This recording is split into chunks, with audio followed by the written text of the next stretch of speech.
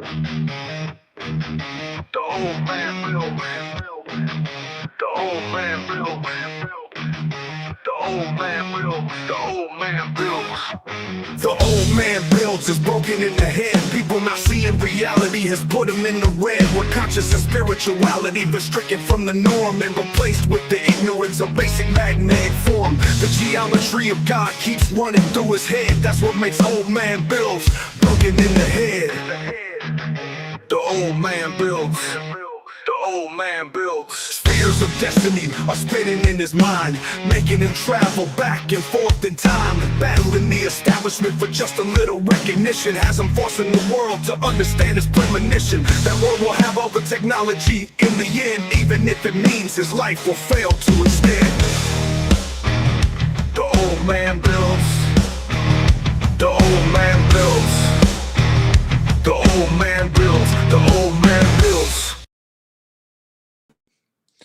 Hello everybody and welcome. My name is Nathan, otherwise known as Old Man Bills. Guys, changing up the intro, changing up the outro, man.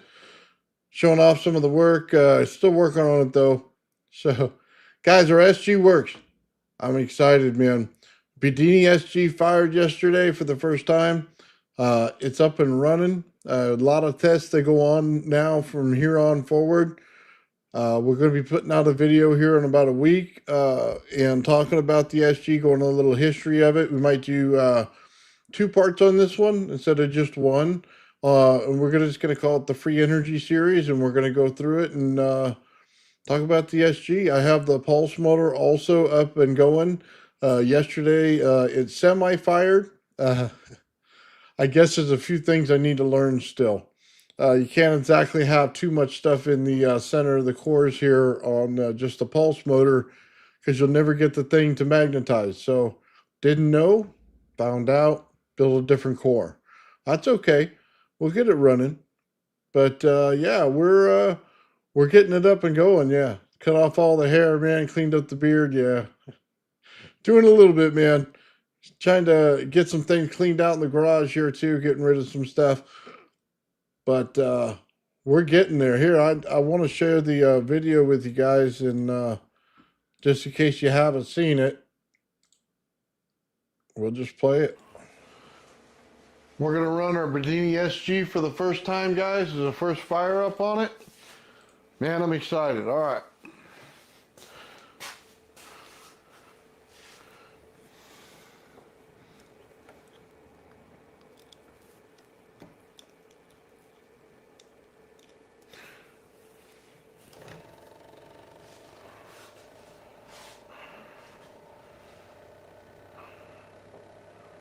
Ooh, it's a good sign it's cruising.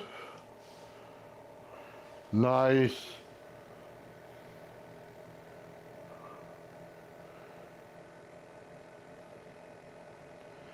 There we go. Old man build successfully got something moving. That's a good thing.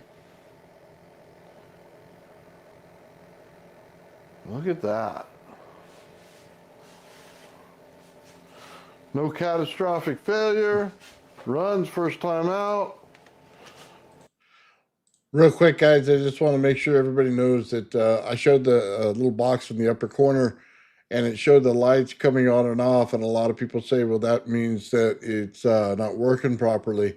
I just wanted everybody to know that that only went on for a few seconds, and then it cleared off, and it went back to no lights on.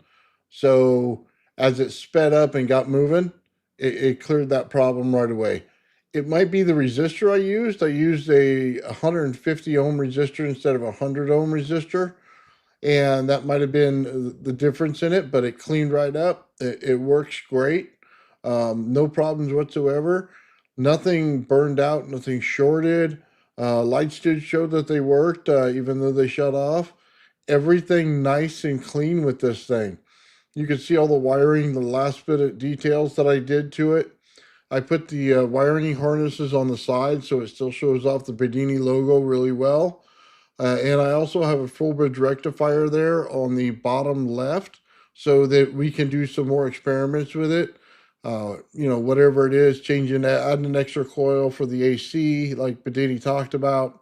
I have 2 batteries there that were for a scooter and they went bad. So We're going to get those up and going here. Both of them were no good.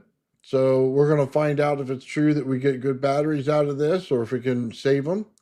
We do have a motorcycle battery, so we have about 20 amp hours that we can run on it. So while it's not real huge setup right now, it is a start and it does get us in the ballpark of where we need to be. One of the things I was looking at with this is the coil size that I use versus the one Bedini used. If you could see, it's a little bit skinny in comparison. Just to let you know, that's 140 feet, and there's 8 wires in there, 1 trigger wire, 7 regular wires, and it said 140 feet, and they're spun. So it's all in there. He must have used double that to get something that's fatter than that, but this is what I came up with. It was 3 inches high is what I actually have there, and I have a little plate that's underneath it. So I can move it up, I can move it down a little bit, however we want to adjust it, and made it out of PLA so we can change it in and out. It's just 4 screws, not a problem. Everything came out really clean, guys. Really, really clean. Darren, I want to thank you, brother. 50 Men Builds membership, guys. For those of you who received the memberships, man, totally awesome. This video right here is behind the scenes to the members. I wanted to show it off to you guys first. Darren, thank you very much, brother. Thank you. You've been supporting my channel, man, a whole lot. I really appreciate it, man. So, yeah, we're good to go on this one, guys. Let's see. Instead of an old battery like Bedini, get a piece of metal and charge it up all night. Well, that's interesting. You just want to see what happens to it if it actually does something. We'll have to put a circuit on it to make sure, you know what I mean, it doesn't backfire. Like a snubber circuit. If you don't put one of those in there, things start to fry. Let's see. Right on. Yeah, thank you, Darren. Use a potentiometer to also adjust. Yes, I have that on my list. I'm writing them down, guys, so I can get potential tests done and we can put it in for the bigger video that we're doing. That way, kind of whatever your questions are, they get answered. Hook up a power inverter and run a small light or charge a phone. Okay. Power inverter. So we have a trick from Mike Faraday's device, by the way, and he shows 2 relays that you get for a vehicle, and they tend to put out a spark gap. So they also have barium titanate on the piezoelectric disc that he uses. I think the same method that he used here does his light bulb. I was watching a video by him today that was describing how it works on a regular LED light bulb, and the thing was completely lit up and brilliant. That may be a faster and easier way to do it, but I'll try to pick up a cheap inverter so that we can do this as well. So I wrote down power inverter, show light. Okay. Right on, man. Appreciate that. Let's see. You want to see if anything changes with the material. Well, I think if we sandwich the material, you might get a better result and put it like a capacitor and you charge it a capacitor and see how long it would stay. But we'll try a piece of regular metal.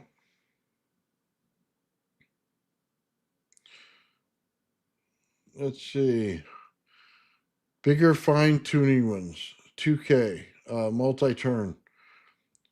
So I have another coil that goes to the pulse motor. It is 2 pounds and it has an open core right now. I'm putting in a semi-solid core. So what that basically means is I 3D printed out a core with little holes in it so I can put the rods in there so they have exact spacing throughout the entire thing. That should be ready tomorrow. And one thing that I was mentioned to me before is put a second coil on this thing. and see if we can't draw extra energy out of it. A 45 degree on that. So I'm going to write that down too. 45 degree second coil. So we'll try that because then we could pull energy. Do which whenever you think is best. Yeah, we'll try the metal. I have a feeling when it comes back to metal, since there's nothing to absorb the power, that it's going to bounce back a lot. So we'll give it a shot. We'll see what it does. If it starts to fry something, you know what I mean? We'll have to put that in that snubber. Let's see. Only thing to test is self-run capacity. Joe Legance or Joe Legacy did it. He has a video on his channel. Please discuss this. Ultra low ESR caps and MOSFET neodymiums. Thank you. Nice. So neodymiums, I use the regular magnets on this one. On the pulse motor, I have neodymiums. As far as, I did watch Joe Legacy's video. Joe's awesome, by the way. Let's see, ESR caps. So basically, if I'm not mistaken, you want a fast fill, fast dump cap in an ESR or a high spike cap. I'm not sure which one that is. I think it's the high spike cap, to be honest with you, where you can shove radiant spikes in there and it doesn't blow them up. I have some more of those on order. I do have barium titanate caps, so because they're fast charge, fast dump. So I think we'll get both. As a matter of fact, I think I have some on my. Now that I think about it, I have a bunch of red ones that were for my cap bank, and those take radiant spikes really well. So I'll check out Joel's video and see exactly which one to use, but I think those might work really well. So, let's see. Dude, that I'll be honest with you, I tried to make it as accurate to Bedini as I possibly could. The cut list itself for the wood came from Bedini himself. I just changed it a little bit because I wanted a full bottom to it instead of the open bottom that he had. And then I wanted to do him justice by putting his name on there because it's his device. You know what I mean? So I made the STL for it, and all of the rest of it is fairly accurate to what he had. So yeah, tried to do the whole build justice on that one. I like to keep things close to accurate, but a little bit of flair of your own. You know what I mean? Always good that way. What am I getting? A solar panel Tesla coil. Well, I got to find a solar panel cheap. To be very honest with you, everything runs on a budget. If I find one cheap, then I'll absolutely do it. Those Tesla coils don't run on very much power, to be honest with you. What did I start one with? I started one with 2 AA batteries. Yeah, 2 AA batteries. The oscillation's so good that they immediately start, even with the PVC inside. That's actually it's quite good for that. So yeah, I'll get to that one. Trust me, I'll get to that one. I think what do we have right now? The SG's up for this month. The right after that, we go into Mike's Renegade Pulse motor. After that, I have almost all the parts. I think I'm missing 2 for the next one, which is the oh my god, what is that one called? The M machine. N machine. N. Capital N, just like my name. The N machine. That's the one that's next. We're going to go out and see Courtney Sams here fairly soon when Bernie gets back. He has some mercury with us, so we'll be able to pull it out with mercury spinning in there. I think that's going to be awesome. So we'll stay true to the end machine and how it's going. We have one from Mike Faraday that we're going to set up. Then we'll add minus to it and see what happens. But the Bedini's done. The other ones, the pulse motor's almost done, and we're getting ready to do the end machine.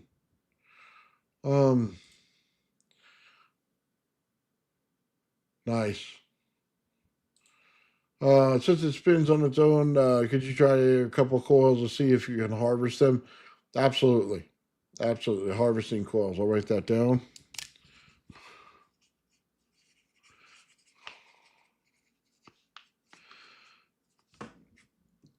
Yeah, I'm gonna learn a whole lot of science about these things here real quick, based on coil sizes and reasons for them. So, um, collides with higher ESR. Transits collide with higher ESR. Okay. Stick them in parallel. Got it. I'll write it down.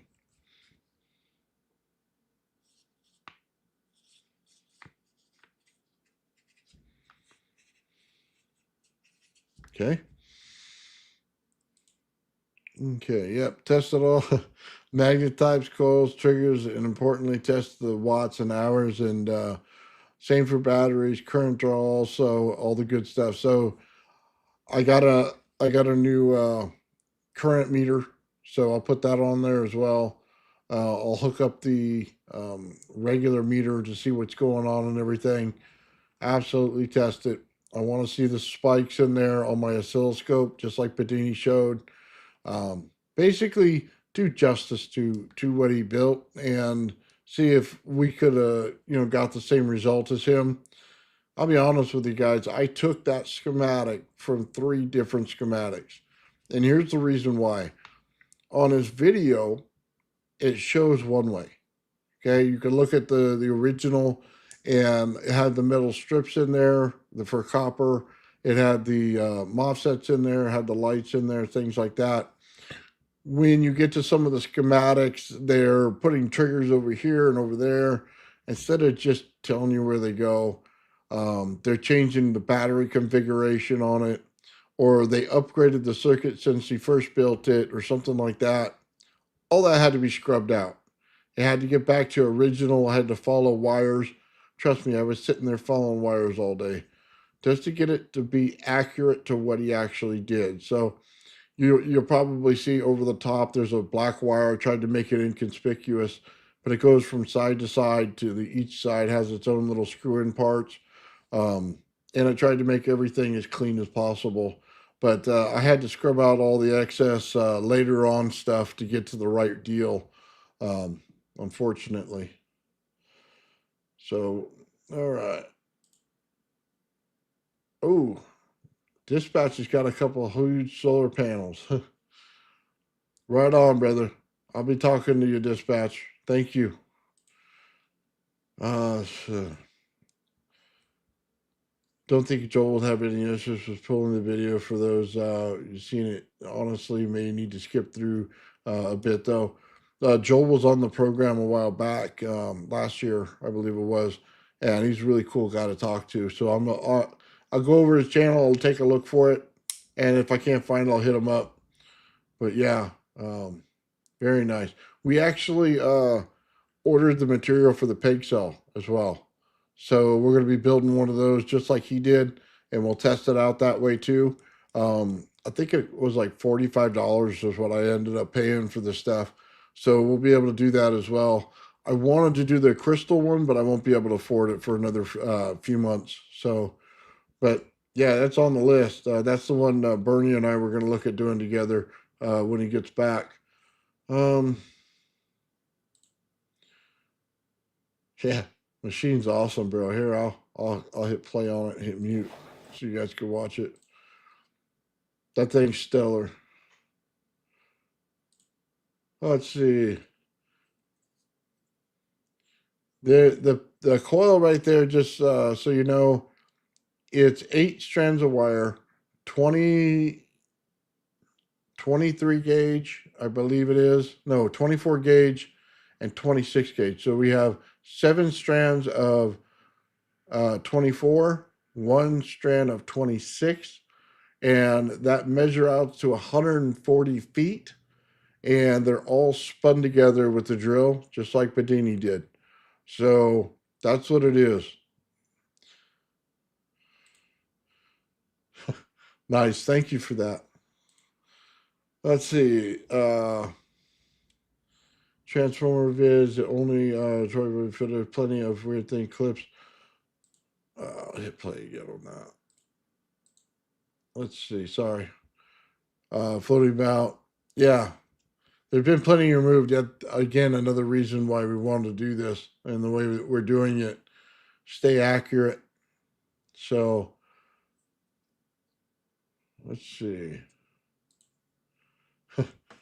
Yeah, struggle with the wire and need to learn. Yeah. Honestly, had they just come out with a regular schematic, it would have been fine. But I didn't see one that I liked and one that matched what I was seeing being done. So that's why I had to go back through it. But I'll put out a schematic with this video, guys, so don't worry about that. And then everything that I did, I videotaped the wire being spun and all that. And you'll get a good look at everything. Power inverter, yes, we got that one. Yes, lights. Let's see.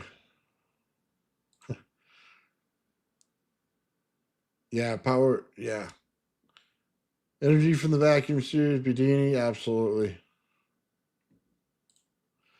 Yeah, shout out Papa Bale, man. Papa Bale's awesome. He came on the show and told us about the pulse motors as well. Trust me, it's a very good insight what he gave us and the coils and stuff and things he went over. It's going to be a big help. Again, this is my first pulse motor, guys. This is not my usually something I do, but now it's going to be in my wheelhouse. So very happy about that. Glass core secondary coils, imagine crystals. Have not tried it yet. Have not done that. That would that. Let me write that one down. Glass core. I, I would imagine resonance is involved in that to get it right. Let's see.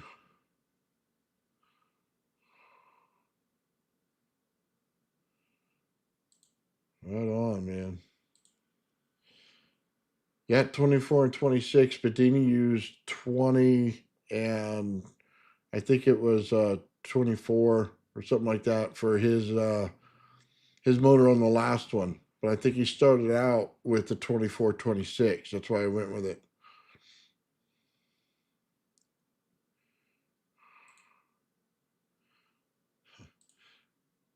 Shout out Dispatch, man. Hit that like button, guys. Get these videos sent out to everybody, man. Be awesome. Smacked it on the low end. Thank you very much, brother. What's going on, Dennis? Yeah, lamp power inverter, got it. Go ahead and pause that video. Let's see. Got another secondary winding. Yes, that one's on the list. Spin it one more time, but I'm going to put it on a short core. So that one's 3 inches high. I'm going to put it on a 2-inch high and still fill the inside. It'll have a little bit more rods in there for the inside, and it'll have a shorter amount of wires, but it'll have the same length. Basically, see if we can't get that energy to go in and out faster. So yes, that's on the list.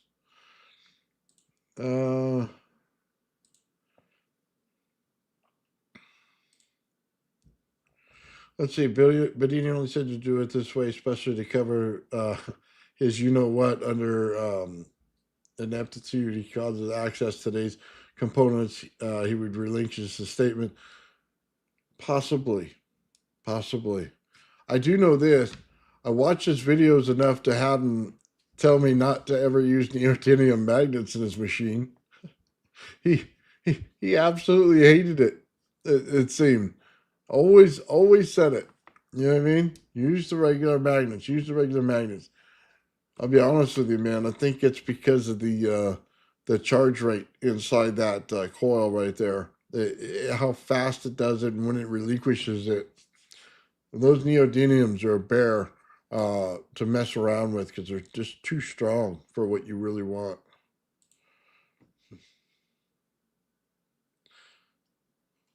Yeah, we got. This is cool, man. This thing could be awesome. We just charge batteries with it. Nice. Yeah, well, I have some different ideas, guys, of what I want to do with this thing. I want to show that it charges the batteries and everything like everybody else does. just to show that it could do it, right? But you see a Tesla coil sitting next to it. I want to run that thing. Now, I don't care if I got to convert or put things into caps, but I want to run it continuously. That's one goal, okay? And it just has to do with, can we transfer power from one type to the next? That's it. I have a big fascination with that because free energy is dependent on how you transfer the energy efficiently and without loss. And if you can understand that, then you can pull things out of a system that nobody else pulls out of it. And I think that's going to be a big part of what we're doing here.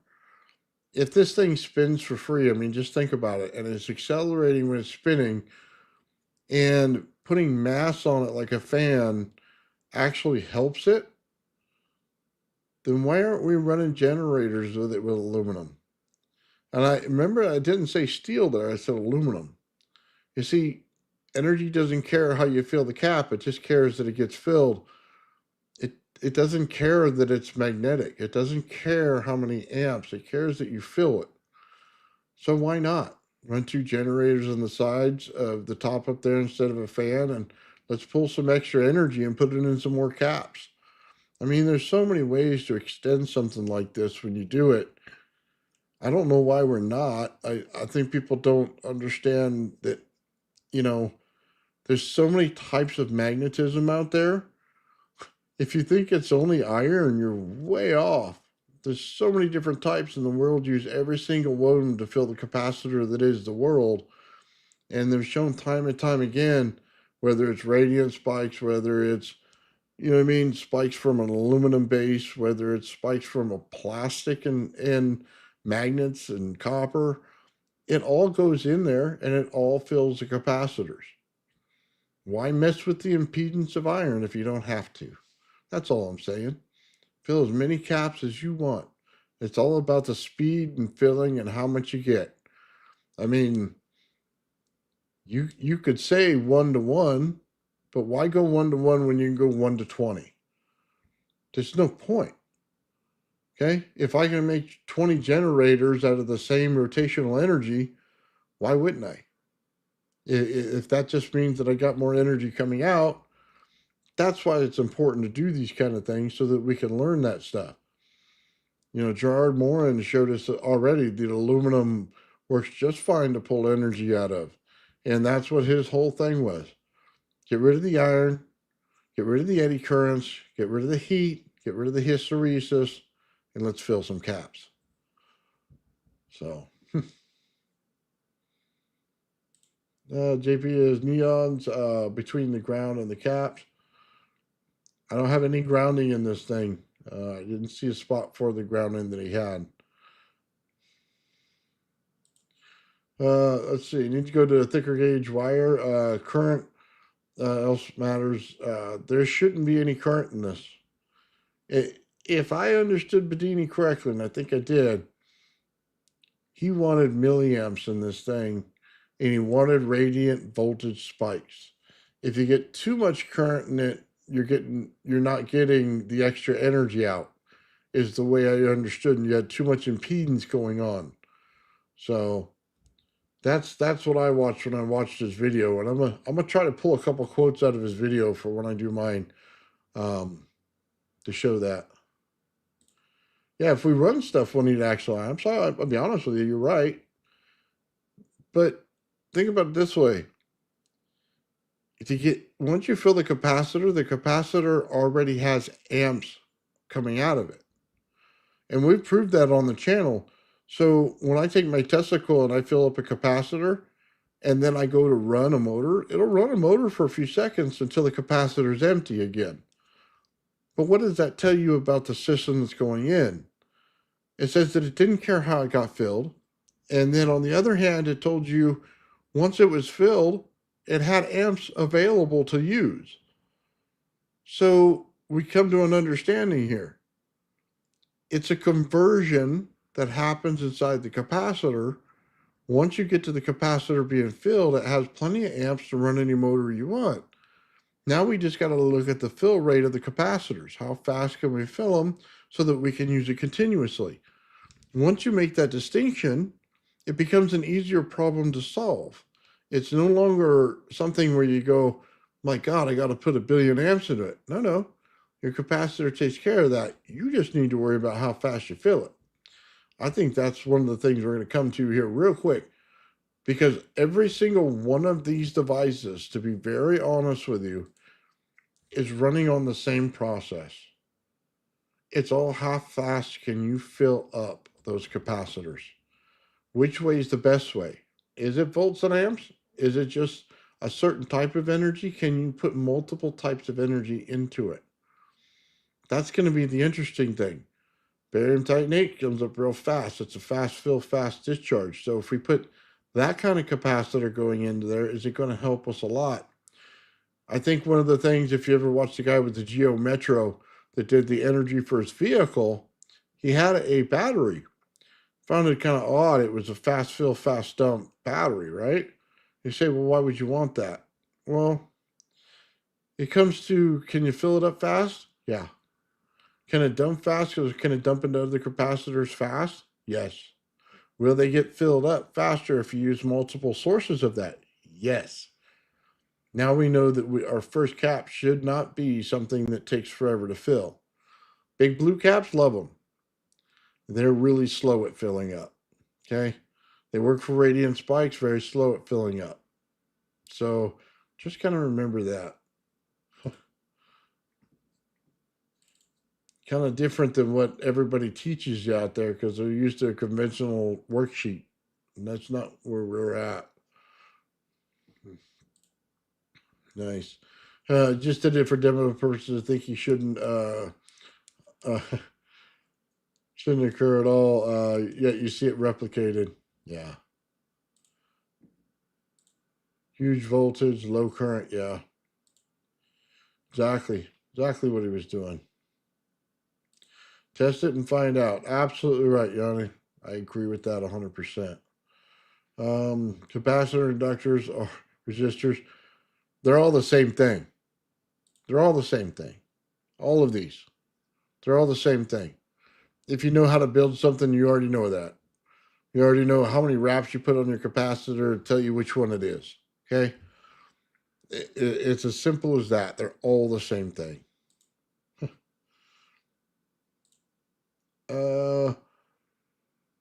He shuffled his batteries. Sulfated. Oh, maybe. I know he used alum in some of them. He put out videos on that. Let's see, an inductor, coil, high volts, and many currents out. Gotcha. Let's see, adding an outside of a cap into the system, like Joel did, exploring the add more energy to the system. They definitely smooth out systems, that's for sure. I've had that instance come out a lot. You put a cap in there, man, and it runs so much smoother. Let's see. But I also, like I said, we'll get to Mike's stuff soon. I think he's got that thing beat, and I think he did it the same way other people were doing it, in smoothing out resonance frequencies and things, by doing a little high voltage mixing is what he was doing. Let's see.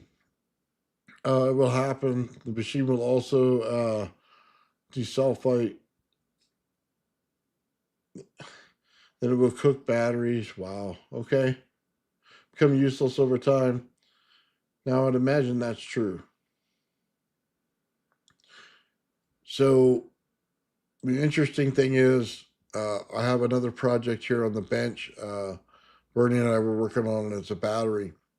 We got a bunch of little clear plastic tub things. They're only about, say, this big, and they're about this tall. And we got a bunch of metal plates for it. And we made tops, 3D printed tops for batteries. What we want to do is put the plates in there and then put different things in there. You know what I mean? Like oranges or lemons, things. Just, this is kind of like something you do in high school, right? Well, high school experiment. But I think it'll teach us a lot. And here's the reason why we would do it.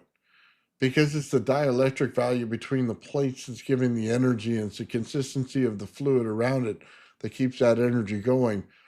So it doesn't necessarily have to be acid in the way they wanted it, but a different type of acid. So it still give you an understanding.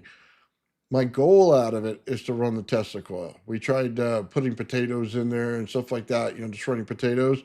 They don't have enough dielectric value in order to get it to run properly as a source of power. So putting something in there closer together with the plates should solve that issue. And if it's cheap, man, I got an orange tree out back and makes it, not free because I had to water it, but practically that way. Something that in a pinch you can use at any time. That's kind of why we want to do it, not necessarily to power everything in the world. It's not what we're trying to do. But I want to try different things and see how far we can push them. Same thing with salt as your medium in there. How long would it go? Stuff like that. And they're clear so that you can see the reaction going on inside them. So that's a project sitting on my table right over here. I was printing off tops for it yesterday. Um, so as soon as Bernie gets back, we'll be looking at doing that one and finishing that one up. That should be awesome to try in this because charging batteries, setting the thing like Bedini did with his Allen battery is absolutely on the list to do. Let's see. Bunch of diodes parallel to protect capacitors from overvoltage. Gotcha. I have Schottky diodes that I want to use in this project. Eventually, I just use regular diodes for first start, check it, see what it does, then go to a Schottky diode so we can get the high spikes in there faster. So yeah, definitely have that on there. Also have a choke on there. I just want to see what it does. You know what I mean? You got AI telling you chokes are good, and you got everybody else and their mother telling you they're bad. I just want to see why one's better than the other. Um, let's see how Charizard Lone Spirit with 6,000 teravolts to convert an ionosphere into a capacitor to discharge amps into the. Yeah, I remember you talking about that. We capacitors fill up, guys, and that's what they are. We're in the earth, so if you charge it, it'll absolutely put up a capacitor discharge. So I don't doubt that story whatsoever. But Bedini is clear about capturing radiant spikes and caps. Yes, he was. It works, but further testing needed. Okay, so when we talk about a capacitor, it's real simple. Not a very difficult process. You have aluminum and then you have a dielectric material. Generally, plastic is what they use. They like to use thick plastic in between them, which basically means your capacitor turns into a diode at the same time. The magnetic field only builds up in the core of anything. And then the layers that are put on the outside, if they go one direction, it's a diode. If it saturates a core in itself, you know what I mean, in between the things right there, and we just make a dielectric field in between without a high magnetic value, you have a capacitor, okay? Not necessarily difficult. They're all the same process when you work them all out. We look at this when we go to high voltage taser modules and you see they're just wrapped aluminum around plastic. They're just layered. That's all they are. Literally, that's all they are is just a capacitor. If, Adventure 3 calls it a secret sauce. Yeah, it's actually what they are. They're high voltage, high spike capacitors. So aluminum, plastic, aluminum. You could do it out of paper plates, man. You put, aluminum foil, a paper plate, then put the aluminum foil paper plate. I made capacitors that way when I first started, man. They work really well.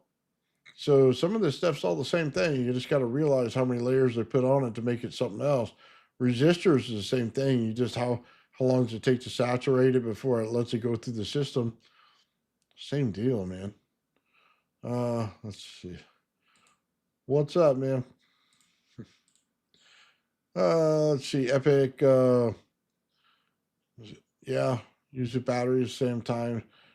I'm gonna have to watch that because some of these are sealed batteries, so they may make a big mess. Yeah, right on, man. Uh, we can run the city with the tech I got. Yeah, sometimes you could think that way. By the time I'm done, we will. We'll probably show. I think some of the ancient cities are laid out with water in a certain pattern. if you put voltage into it, you would have a very beautiful circuit. So I don't think that other civilizations saw energy the same way we do. Definitely different. They'd use high coupling, we use brute force. Their high coupling methods is so much better. So yeah.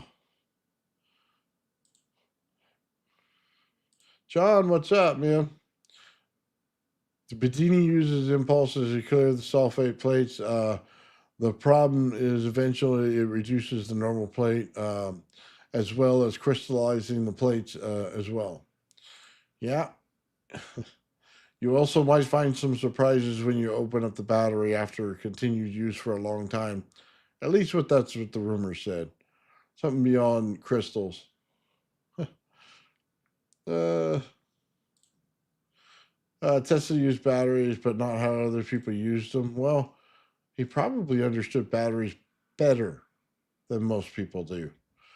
Most people just see the galvanic reaction. He actually probably understood how the parts work together. Um, Probably knew a lot more. Tesla was amazingly smart. Let's see. Fruits and veggies were good for powering your own cells. Yeah, yes, they do.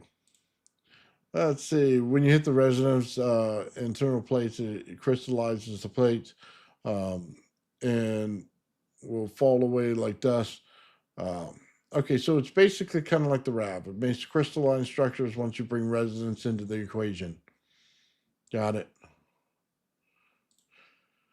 That is kind of something I am hoping for. And I'll say that because when you make basically a clear case for a battery, you want to see what things do. So that's what we want to see happen, right? So if it's crystallizing it, then we can just basically put our video camera on it and show it over a time lapse and show the crystallization process taking place, right? We all talk about it. It's better to see it. So that's why I want to make some homemade batteries where we could do that with, where the stuff is, like I said, orange juice or some other kind of thing that's not necessarily as harmful as the lead acid if it blows up in the center of my garage. Have you tried to use the pancake bifiler to hold energy in the caps? These coils are super fast. I have not. It's on the list. And radiant energy spikes. Again, I'll reference Inventor 3. When he does it, that's what he's doing. He's taking the three plates and putting them together and pulling it out in the center plate as he brings the upper and lower plate towards it. I believe it's the same principle, yet I have a bifiler which everybody says is built wrong. Okay. The wires are up and down, not side to side, so we'll have to fix that. But I will get to that one. In other words, we should have batteries for charging and batteries that are primary do not mix. Yeah, well, that's okay. I'm good with that. If they show a different reaction to them, why would you have them be the same thing? I don't know.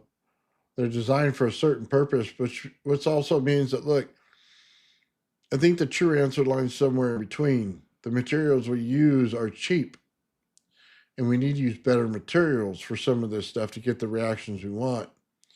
That's just hard science.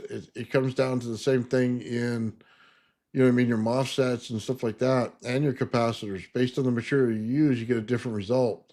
That's why I tell you the barium titanate, fast fill, fast dump. If we get into some of the other capacitors, you know what I mean, they're very slow at doing it. So yeah, what we use as material matters, but that also goes over to battery tech now, doesn't it? If we're looking to make dielectric fields and that's all we're doing, being that the difference between capacitors and batteries is basically that you use two different materials or the same materials to make them, and that's the only difference, it's not really going to be that hard. As long as we can get the dielectric to work the way we want it to, not a problem. Let's see. Imagine if we all helped it. Well, that's kind of what the show is, man. You guys give me suggestions, ideas. I put them into practice and I put them in here and I tell you if there's something different that goes on. There's a lot of people that actually behind the scenes you get together and they talk with me about a lot of this stuff, and we try to produce a result. I know I work with Sean and Joe out there in crypto a lot on some of this stuff. Work with Mike Faraday on this stuff as well.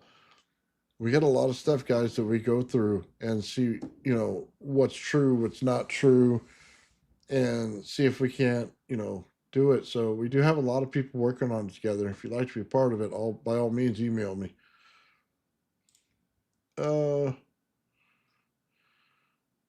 it's energy plays, it gives you more surface area. Got you. Let's see. All a clear battery is a hydrogen flow battery. The water in the battery is let's see, electrolyzed and stored in the water and gases. Well, might be true. I want to see it. I don't think people really understand the quality is to see, or the reason you want to see it. If it's crystallizing, or if you put holes in the plate and it's building a dielectric field in between the holes, it's said that it should happen. But have you seen it? I mean, just ask yourself that. Have you seen it? Because most people haven't. And if you show that, then it means that the availability for how you pull out power, why you pull out power, and the things you do to it change. That's why. That's the reason we want to see it. Because every time you see it, you can learn something new. You could try different experiments off of it and fix it right. So it's very important to see it. A lot of times out there, you can't see nothing in a battery, and they don't want you to know nothing about it.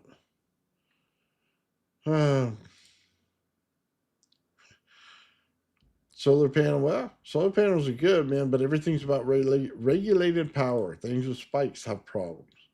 That's why one of the things we go into in this is you have to put it into, batteries, stuff like that.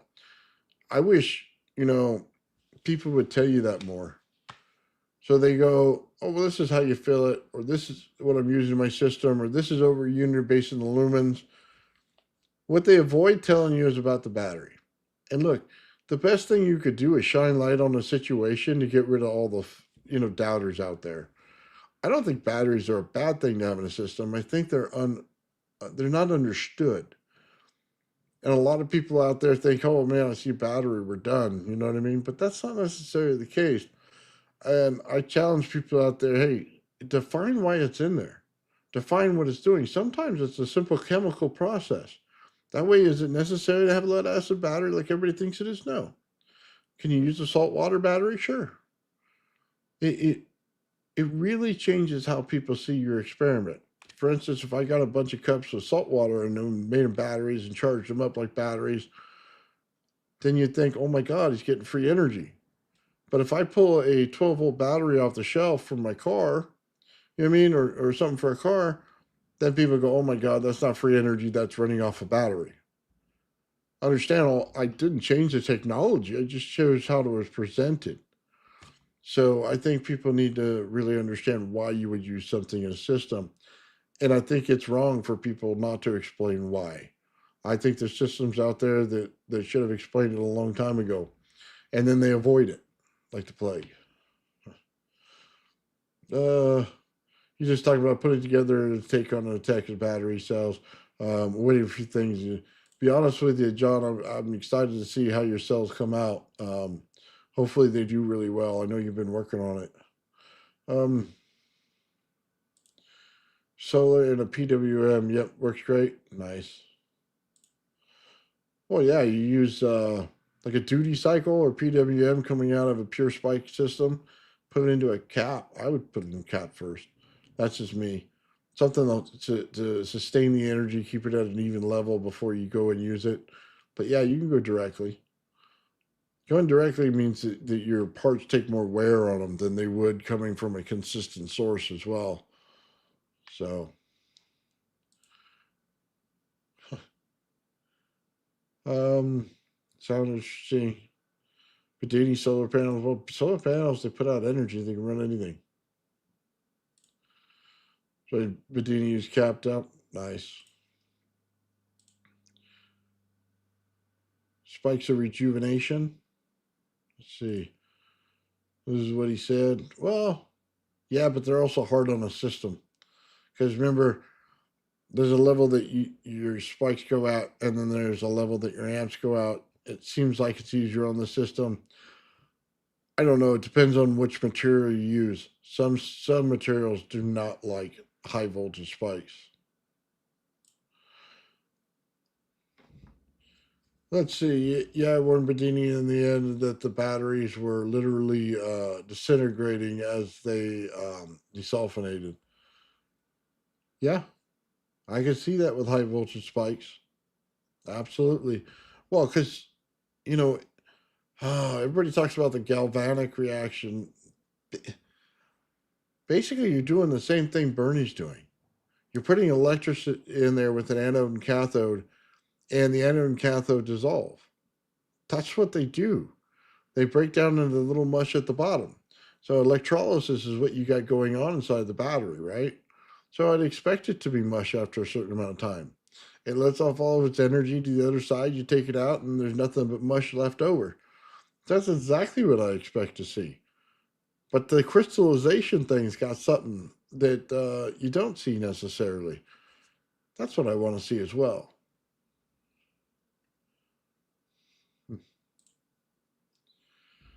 Solar controller, the way better for actual charging. I would imagine they are. I bet there's something in that controller. Did you open it up and take a look at it? Running PWM is still learning, leering. I say leering? No. Luring it out. Gotcha. Nice. Tesla did not use diodes. He used something else. Well, he didn't need to use diodes. I'll be honest with you.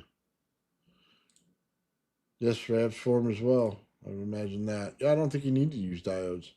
Well, not in the conventional way you use a diode. You just use a capacitor, the same thing.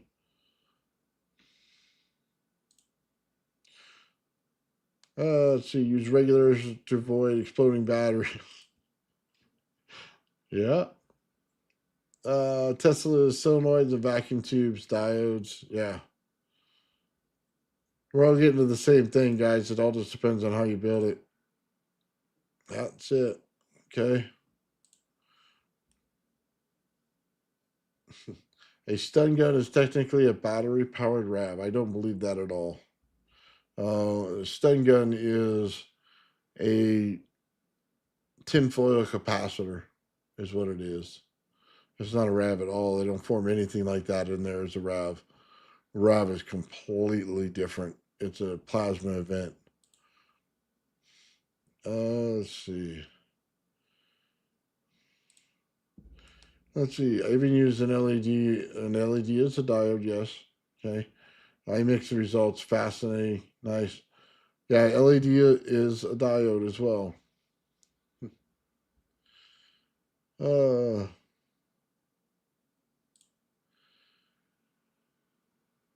well, we're gonna get into. I think by the end of the year, guys, just put this out there as cross coils. So I don't know how many of you know this out there, but when you cross coils, winding this way, you get a high voltage and a high amperage spike. That's going to be coming in Floyd's suite. And hopefully we can get that done this year. I wanted to show Floyd's suite and how he did it, and how choosing transformer cores and magnets matter a lot when you want to get into oscillation of certain things. So, yeah, that'd be cool to do. We tested materials in the RAV, got one to ignite without the metal dish, used brass and plastic. Yep. Just so you know, you don't need a lot of this stuff out there. You need to preset your cathode. What it basically means is take same type of material, just thinner, so it'll burn. Hit it for the high voltage for a second or two. Stop. Turn everything off. Come back in a few minutes. Turn it back on. The RAV should instantly form. No water needed. Okay, nothing. You don't need anything else. And form a perfect RAV every time. And it's called setting the cathode. And it's one of the reasons if you want to do this, you can make energy out of it. And one of the things I thought about the other day and was talking with Joe about is we do the double rev. So if you notice one's off, one's on, right? What does that mean? It's breaking the outside field. So where it's in residence, you got the sheath, you got the shells, right? And you got that sheath layer where it can't pass. It doesn't allow the energy to pass. But when it bursts, the energy passes, right? So what you want to do is get a pickup coil on that when it bursts and pull out the energy. The good thing is, as they burst back and forth like this, it's a pulse coming out of both. So you pull it out this time, then you pull it out of this one, then you pull it out of this one, then you pull it out of this one. Again, the capacitor does not care how you fill as long as you fill it. It's the same as a radiant spike, right? Well, now we can make a basic, simple design way to use that RAV in order to pull energy out of it as a basic concept to show how it's done.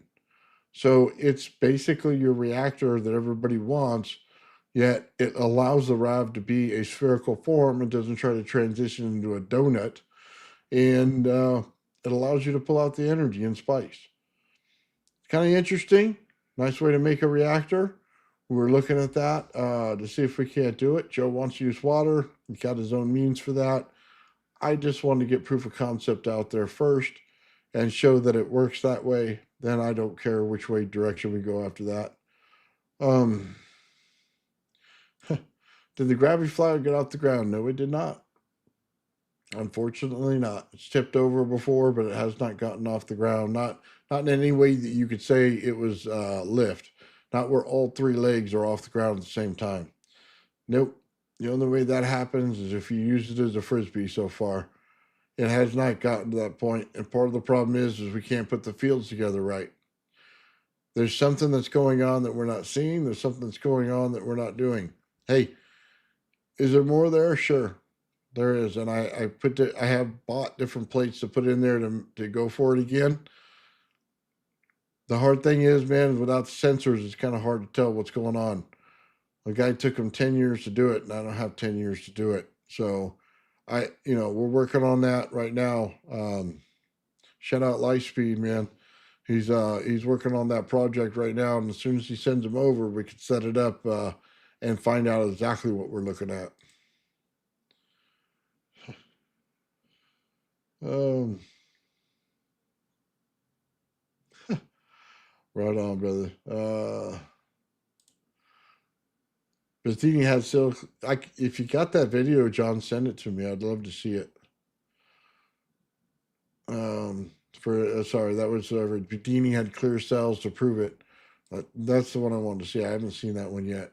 I've seen all of his vacuum series. I've seen a lot of stuff that goes on around the internet, and I've been finding stuff here and there that's not exactly on YouTube, but it's few and far between. Um, yeah, it's not like ionic wind exactly. How do I want to say this? If it was ion wind, man, it would have been done a long time ago. I could multiply that stuff, push it, and make it into create force.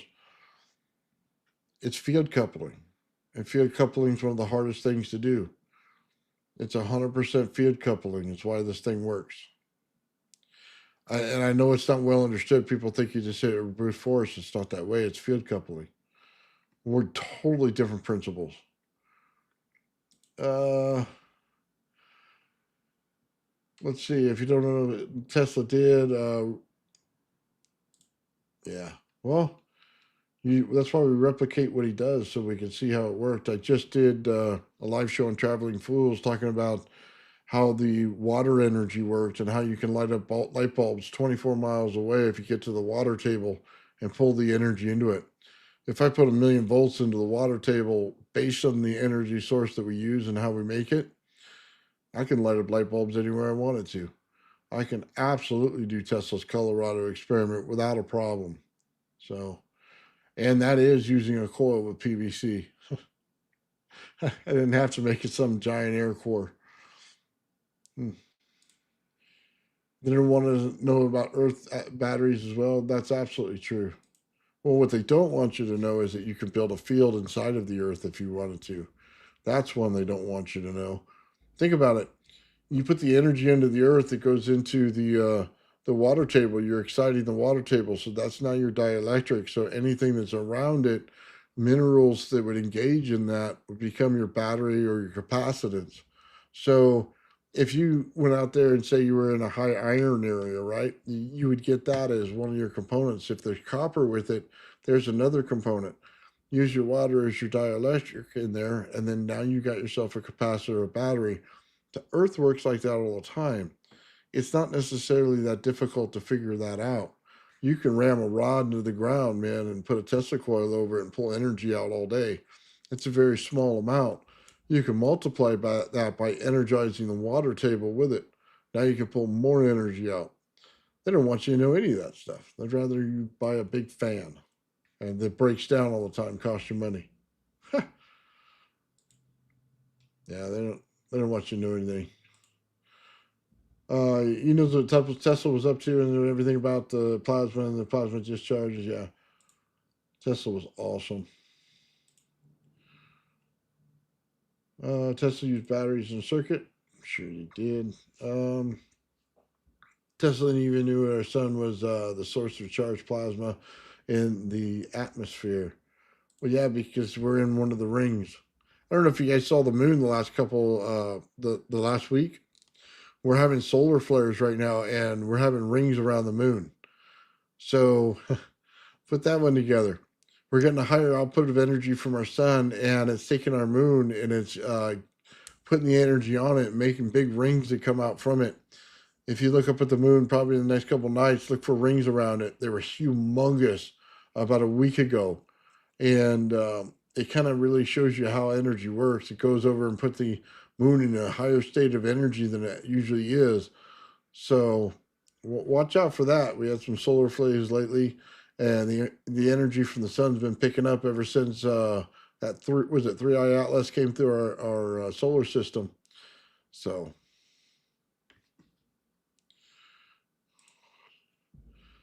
if it's ion ready, it's cool, but nothing world changes. It's not ionic wind. Something to take advantage of dynamic ether.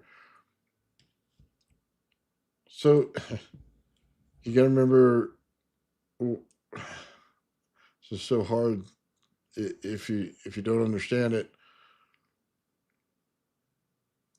Ionizing gases allows the ionizing the gas allows a coupling effect to happen. So it'll couple the fields. What do I mean by that? Basically, go out and find yourself a ball. Put 3 plastic clear balls around it of bigger sizes. Those clear plastic ones are the energy itself that comes out of it. That's a coupling field.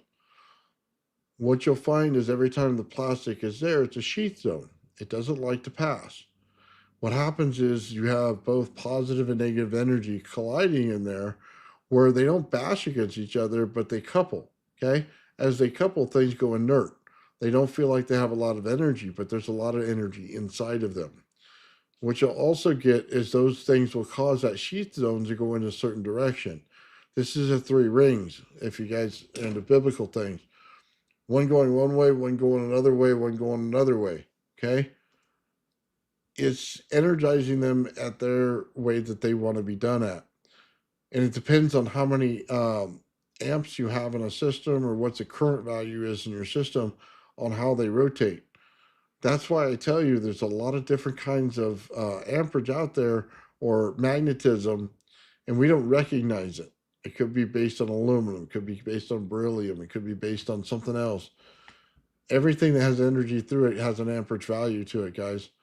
Every single metal on this planet. That's why they cannot throw a magnet out in the middle of nowhere and have it float, because they haven't even gotten close. They got one material only.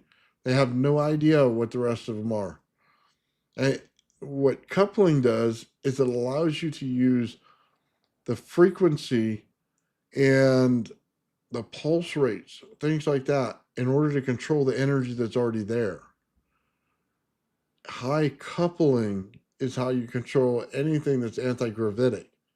it is not through a power process. You are not putting 1,000,000 volts in this. You're not putting 1,000,000 amps into this.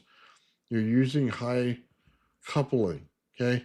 How the energy gets into a sphere, how it rotates in that sphere, how each part locks in, not brute force. That's completely the wrong method, and I don't even know how to explain that properly to you guys. I'm just telling you the honest truth there. That's what it is. You don't need the energy to build.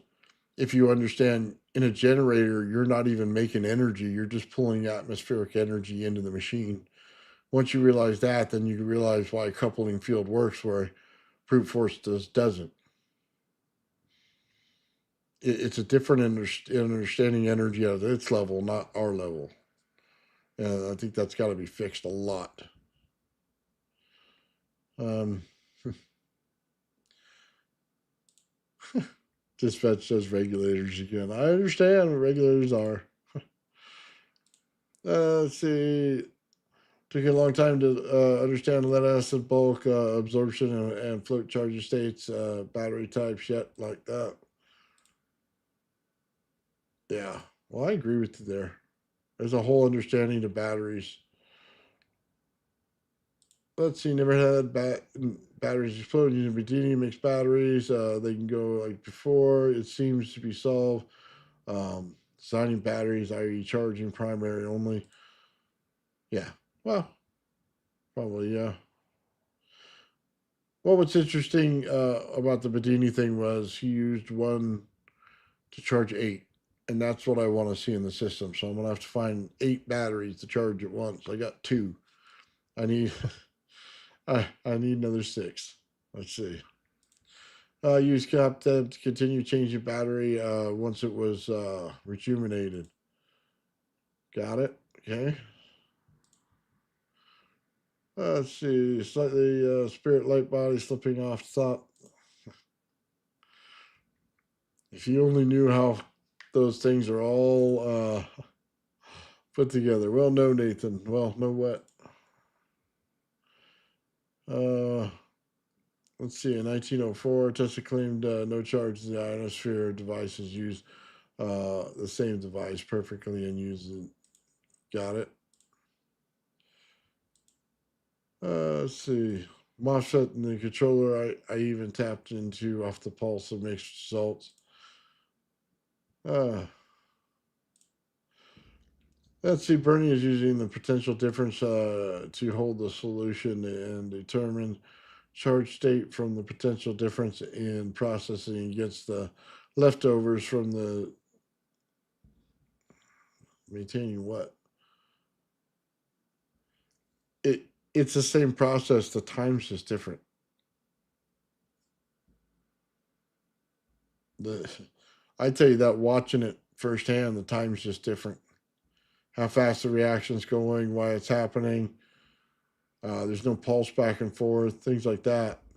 uh, it still destroys the battery in the same way. That starts date for potential difference between the two materials in the conducting solution. Yeah, he just uses water, regular old tap water. So I'm sure if we put acid in there, it might change it too. But as far as I've seen, that's all he's got going on in there. Working on something similar, nice. It'd be awesome to see the RAV in zero gravity environment. Sean put it in his vacuum chamber. It's probably the closest you will get to it. And we have those experiments already. Good the hood, folks. What's up, Joe? I meant the oscillations concept. Let's see. Want to send something on the gravity fire take on wind stuff like fly. You know about already. Your flyer would be a larger version. Interesting. Interesting. Approximately 73% of the mass of visible universe is in the form of hydrogen. Didn't know that. Let's see. 60% water, huh?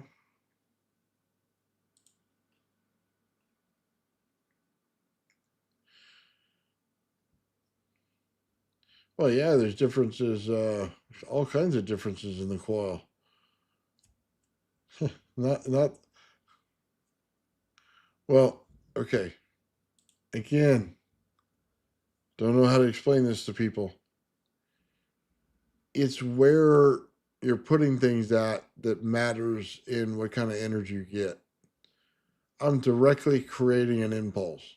Okay, and impulses work different in water than the regular pulsed energy that you're used to. Tesla showed this with his hairpin trigger circuit, okay, the hairpin circuit. It's the same thing, guys. It's the exact same thing. I just learned it a little differently than you, okay? You say, no, no, no, it doesn't have this, doesn't have that, doesn't have this.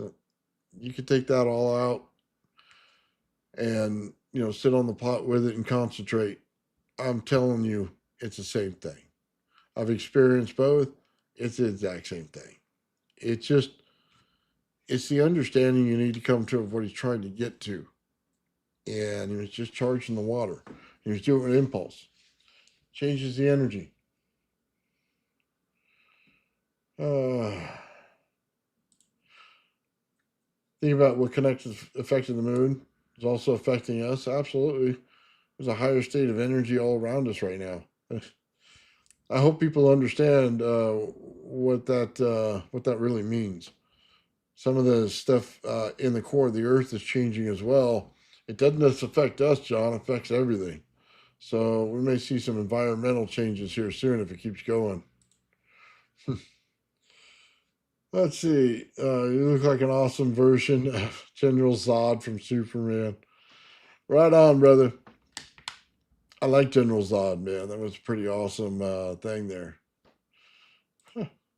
There was it the original Zod? I think it more looked more like the original Zod than the new Superman movie. Let's see. A couple of it allows access to the plasma itself. Well, of course it does. Well, think about it. If you build high coupling from the inside or high coupling from the outside, the RAV builds it from the outside. We're building it from the inside. That means that everything anybody's ever wanted on anti-gravity is now to our advantage. You see, I always run into this problem, okay? And AI is the absolute freaking worst about it, okay? You're not trying to match the energy of the earth at all. So when you say I'm building a coupling field, they're thinking, oh my God, match the energy of the earth. No, I'm using the energy of the earth. I am not trying to match it. I am pulling in the energy from the earth just like I was if I was making a generator. I am pulling in the environmental energy around me into it. That's why it works. Because I'm coupling the field. I'm coupling with the energy all around me.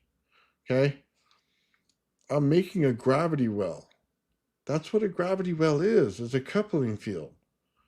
That's what a gravity well is. It's a basic coupling field. Once you couple the fields, you have a gravity well. It can't help itself. It must pull gravity in heavier than it does on the outside. This would also mean that the definition of gravity to where we know it will change. And yes, it will. Once they find out how energy works in general, they find out time's emergent, they find out that gravity's emergent, that you can create it where you want to. It is about high spin and it is, about breaking the Schwinger limit, but it has to do with how you do it in gas and plasma. It is not how you rotate things mechanically. That's high coupling. That's what it does. It rotates things in different directions at enormous speeds. So,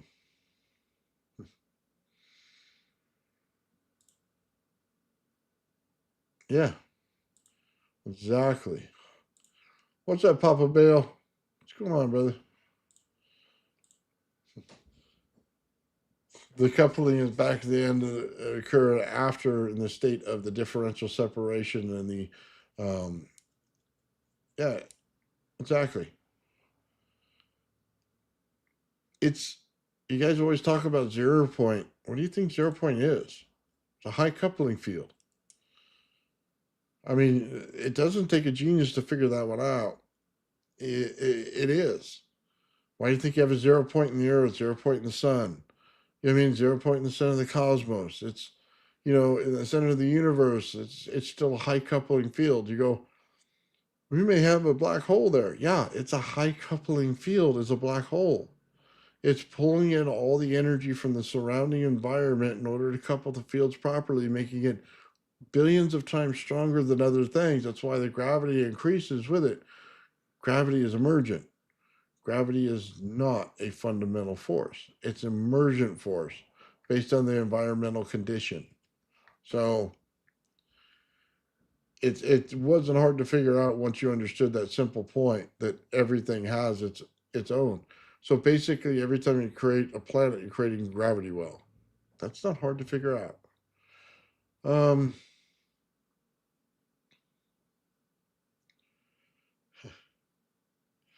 Not talking about the effects, but the actual widenings. Big difference. Well, yeah, there's several ways to do things. The winding on the coils are completely, well, not completely different. Just the diameters are different. How you understood that part of it different. Well, we're also not using 1,000,000 volts. So let me put it this way: if we built his at the size that we're building an average Tesla coil, we built a Tesla style coil, what's the difference? We don't have enough energy behind us to do it properly.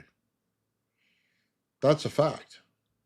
You're not going to get the same effect of Tesla unless you put the 1,000,000 volts in there. You have the volts available to you that he did.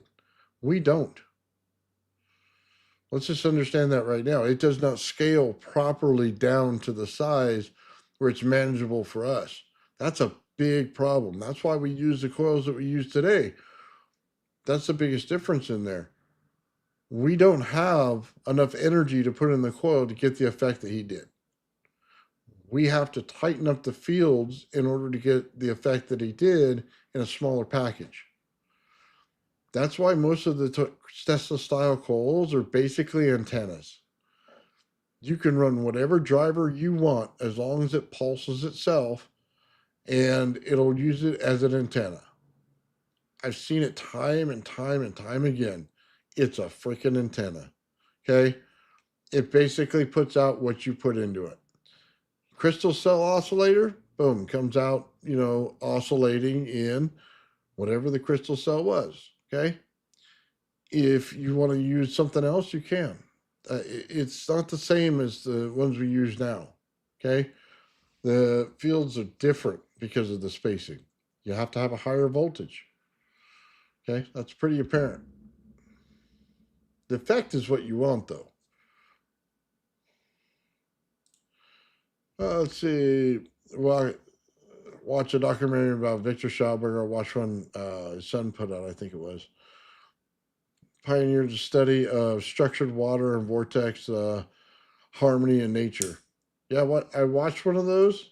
The most interesting part was the part the son didn't understand was the water spraying down, and you see the coil, and you saw it come back up and around.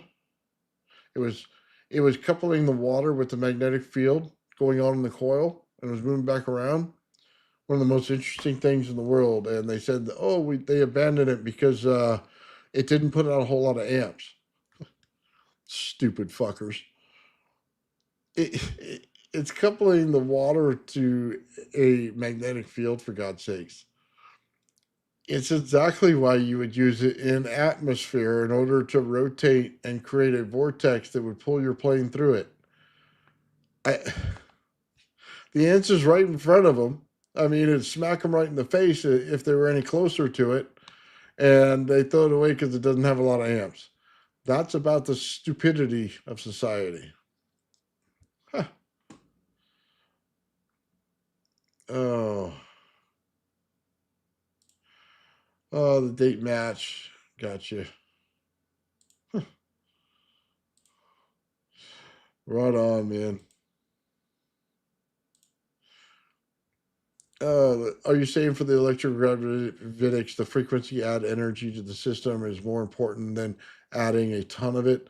How do you feel about creating? Okay, so let me answer this so you understand it.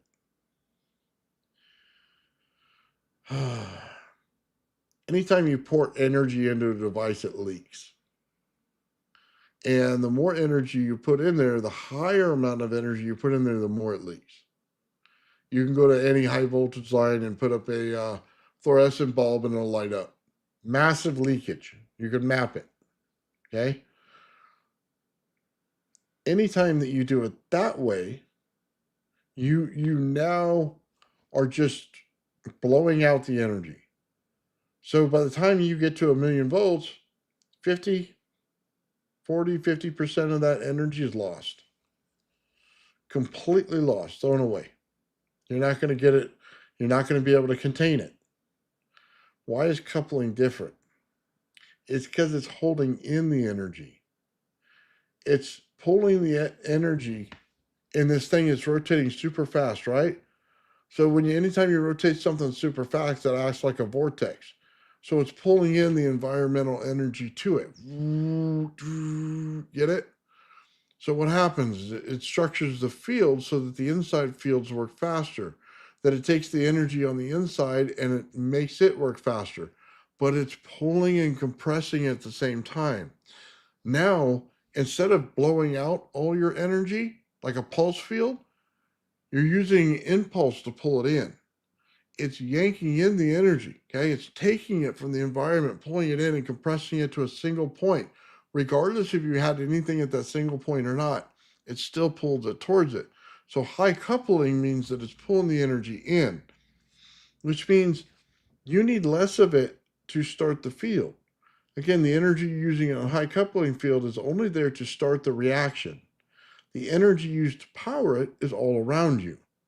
That's where the energy comes from. That's what goes into all the different spins. That also means that in the center, you don't have a ton of energy in there killing you. You don't have 1,000,000 volts shocking right through your body. You have about 10 volts in the lingering air. That's the point. The outside fields contain the energy, not the center of it. The center of it acts like the zone you walk outside to right now. It's so much energy in there that the energy is not reacting like energy does now on one side or the other. It's now at a neutral state inside the center. Now you go to the outside, that's why the high energy is there. It's pulling in from the environment. That's a high coupling field. It's completely different than brute force. Brute force is blasting everything out. This one's pulling the energy in. You're making a gravity well, which means that you're using the ether itself to your advantage. You're making an ether in your locality in order for this to work. You get the O3 effect. You get all of it. Turns into O2, turns into the environmental conditions that you're used to. You can control the environment based on the field that you create on the outside. It will be just like the earth on the inside, but it'll work like the earth on the outside. You're going to create cold plasma by the time you're done on the outside that'll hold everything. That's it. You don't have to do it in plasma, though. You could do it in gas, just like Mercury does. Excuse me, not Mercury, just like Jupiter does. Jupiter does it in gas. Gas fields that go around structured with sheath zones in order to separate them. It allows for different zoning inside the planet, even if there's no mass inside of it that you consider mass. Gas and plasma are still mass. However you want to qualify them, they're still mass. And if you say they're not, then you misunderstood how Jupiter worked altogether. And it has a higher gravity than we do. Therefore, doing the gas is a higher gravitational energy, gives you more gravitation. There's no gravity particle. A gravity particle would be a planet. It would be Jupiter. It would be Saturn. it's all the surrounding gas coupling in fields with an energy source in the center that because of the force of the pressure on the outside. It That's what a gravity particle is. It's not this small little thing that roams around the scientists can pick up. You know what I mean? That's all bullshit. That's all bullshit. Because gravity is emergent. It's not it's not a fundamental force. And math only works if it's emergent. If you ever try to do the math as a fundamental force, it fails every time. Even on the planet, there's some areas on this planet where gravity does not work the same way as it does on the others. There'll be 4 or 5% difference in gravity. And as soon as you know that even in our planet, it's not equal all over the place. And you realize that gravity is not a fundamental force that gives you the same equal value. That's why mathematically it'll never work. It has to be emergent. Sorry. It has to do with the coupling factor, and that's how it emerges. And you attain mass in order to create the gravitational force of your planet, and you're governed by the force of that, okay? But it is not how it's made.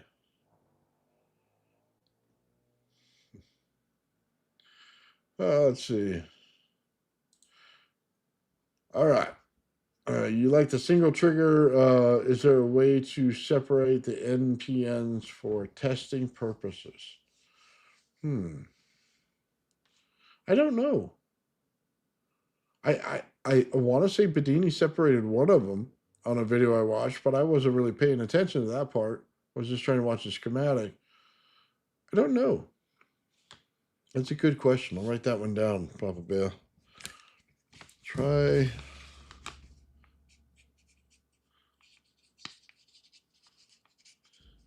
separating MOSFETs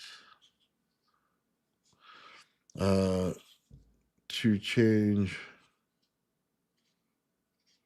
reaction. Gotcha. Wrote that one down. Yep, we use that Rodin hybrids. That's absolutely true.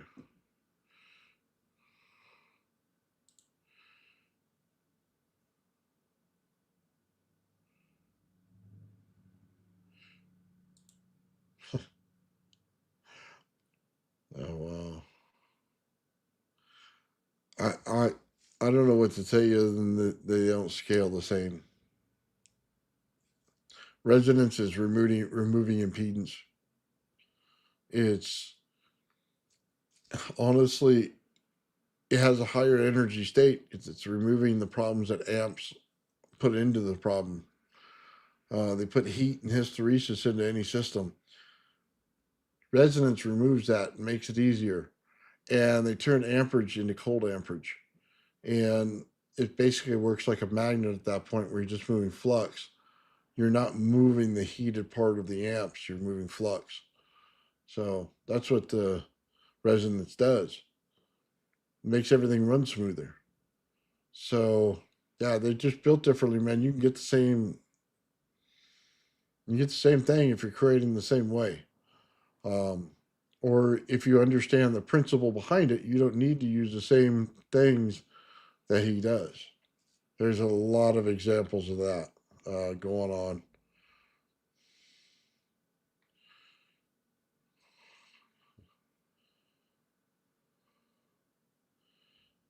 Yeah, Papa Bill's been a member for a long time. 6 months, absolutely. Nice. Let's see. Like on switches, you haven't had good luck yet. Yeah, I'll be honest with you, man. I just got this thing running. I don't know what kind of luck I'm gonna have. I had problems the other day with a pulse motor. I had too big of a iron core in the center, and it didn't want to give me any push on the magnet. And I had to remove the core, put in a lot more because these things are 2-pound coils. I would imagine if I had a smaller coil, it would have been a faster charge and discharge rate, and it would have worked a lot better. As far as this leg of the process goes, just to start it. So I'll get into the MOSFETs and the triggering as soon as we learn it. But I could tell you this: I could take a MOSFET and hook it to the center of my Tesla coil and get that thing to oscillate all day long. all day long. So spikes don't necessarily, if they're in a different type of energy, won't affect things. So I don't know how the resonant spikes of this comes out, so I couldn't tell you just yet. Let's see. It becomes denser plasma. I think I'm way behind on this chat, guys. I'm sorry. Um, just like atoms, how they construct their electron fields. So I envision. Yeah, I think we're gonna find out atoms aren't exactly built the way everybody thinks they are, or they could be just like it. I think that Rav's gonna have a lot to say about that. Let's see. If you compress plasma, it becomes intensified. Yeah. Well, I don't think that there's anything at the core of these things. I'll just say that. And it's because of the stuff that I've seen. I think it's a compressed sheath zone at the center. I honestly think that, man. There's something different about it. Impulses are efficient, not free energy. Well, nobody said they're free energy.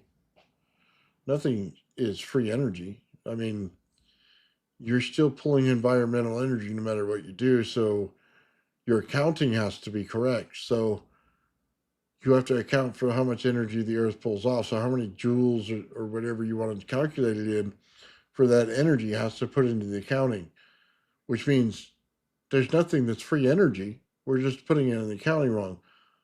But it doesn't mean you can't get more energy out of a system than what you put in because you don't create or destroy energy. You're only pulled in from the environment, which means if you create a better trap, you get more energy.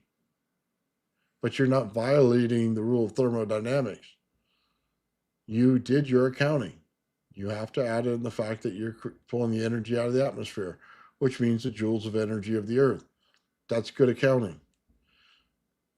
But can you pull more energy out of your system than what you put in? Yeah, because you're not creating the energy, you're pulling it out of the environment. Those are facts. As soon as you put radiation into the environment, you couple with the energy of the environment, and now you can move that energy in the environment, and now you can rotate it through faster through a system, which means that the energy coming in comes in at a different rate. None of it violates the laws of physics. It's just you got to separate a 1-to-1 count on a system from a 1-to-2 or 1-to-4 count in a system. You're not violating any laws. You do good accounting. You just can't throw a general rule out there without following the rest of the rules.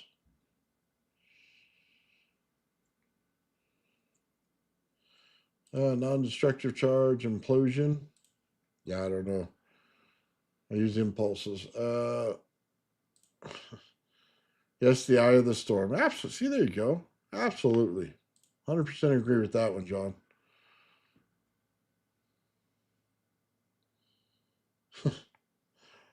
Oh, man. But it is not inert.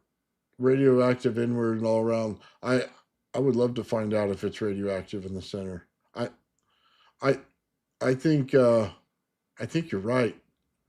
A lot of radioactivity going, radioactive stuff going on there. Would love to find out the answer to that 100%. You know what I mean? With some kind of test.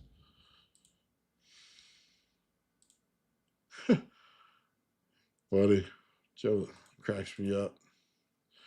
Clock took a while and also catch to the Tesla created. This ended one of the Teleforce primary coils produced over 1 billion volts and 500 volts intervals charged at similar Colorado Springs. Tell you, you got millions of volts in there, billions.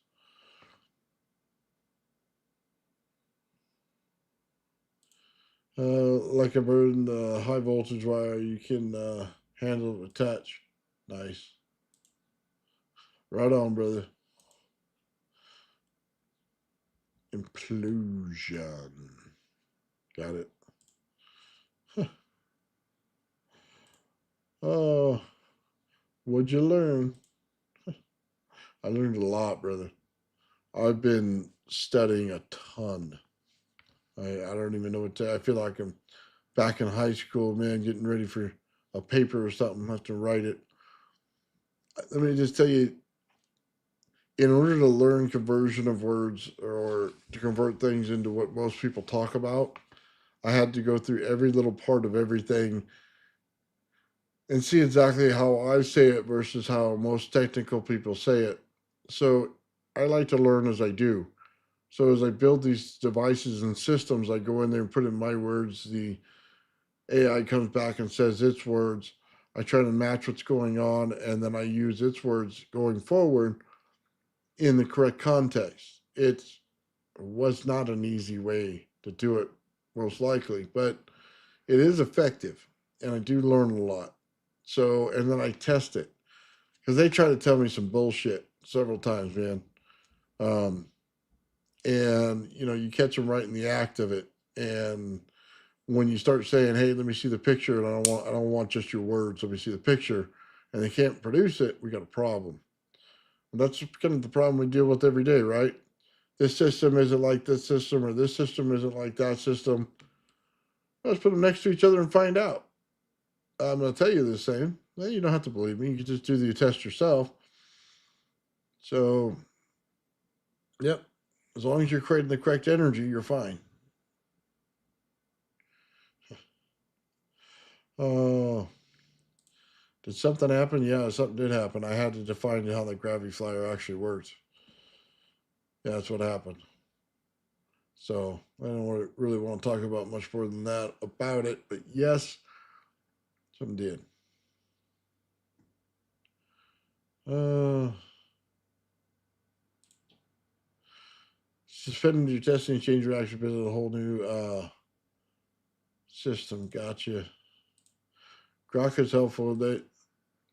I don't know if they're as helpful as you think. I put in a RAV experiment. It tells me I was looking at a plasma ball in literally a $50 plasma ball from the mall.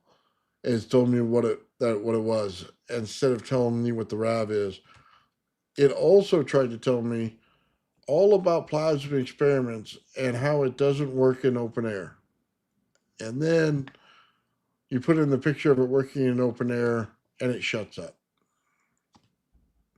Not the same. Just not the same. I wish it was. Wasn't is not the same. So when you define it, you can use some of the similar words, but the action is still different. Yeah, yes and no. I like the GPT one better, to be honest with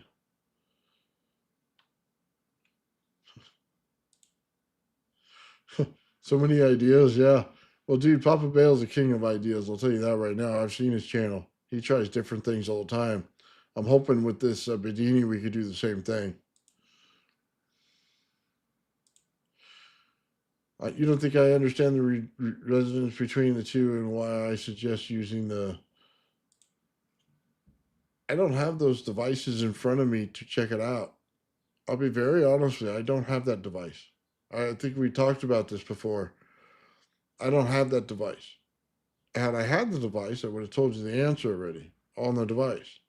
I do understand resonance extremely well. Probably one of the only people that can come out here and turn on a Tesla coil, get four number two coils to turn on. Not only that, couple the fields together and take my original coil below the MOSFET trigger voltage. Okay, by at least 2 volts. I don't think I've ever seen anybody do that. Okay, I understand resonance extremely well. Don't know what the Westinghouse bridge is for. I don't have a schematic or anything that tells me anything about it. And I don't have a Tesla style Tesla coil with 1,000,000 volts, so I couldn't understand the reaction if I wanted to. I can understand what water does and how water is used in a system based on the systems that I used. That I do understand.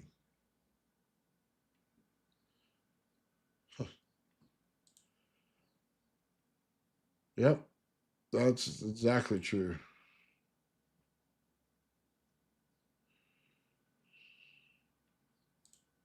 Traits of narcissism. I don't know where that came from or what it's for. Let's see, you have to tune into energy sources, which is hard with impulses to get an extra energy.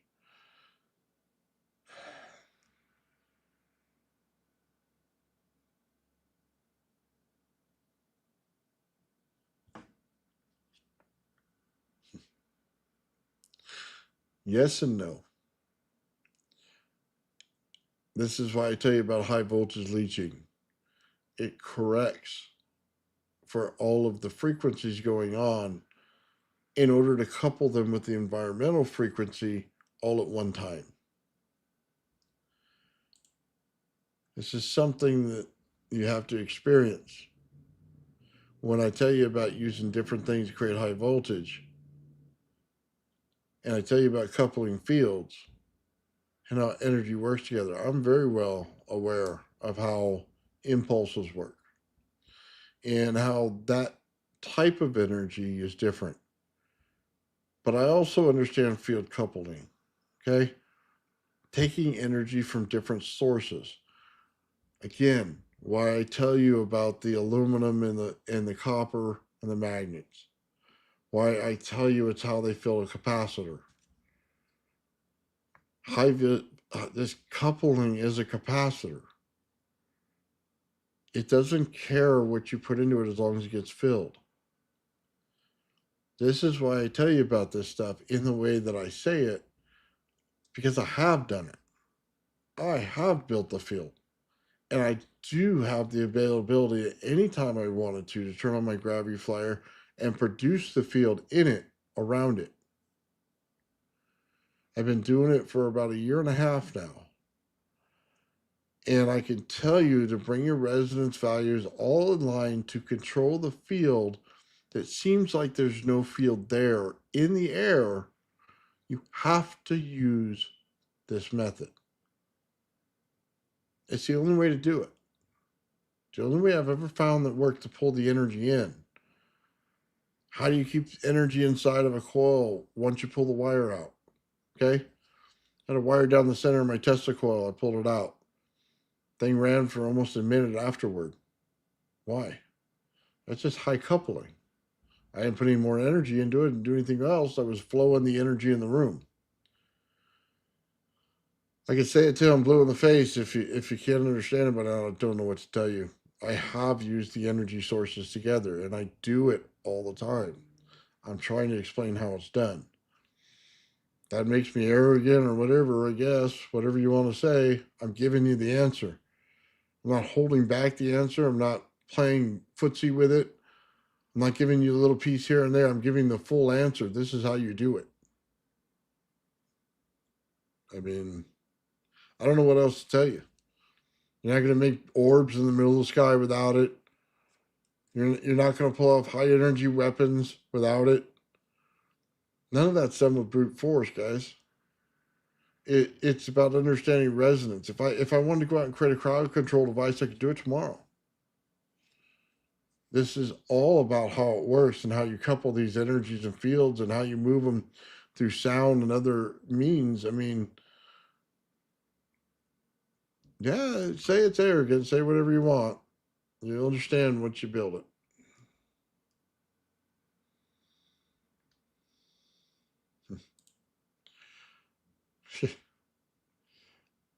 Good fishing rod. Test out the same lure further. Nice.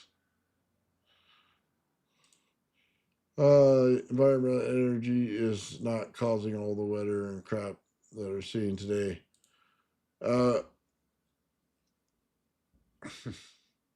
We're getting higher energy now. Well, what do you say? What do you want? The solar flares coming into our area now from the sun, and we're getting a higher energy in the moon.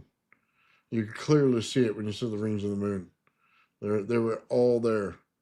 I took pictures of it.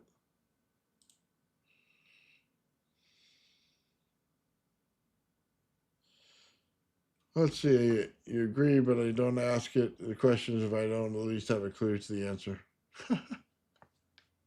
I like it. I like it, man. I like it. Did you do something off? I don't know, brother. I'm like going every which way in the chat today. I'm sorry if I misanswered your question.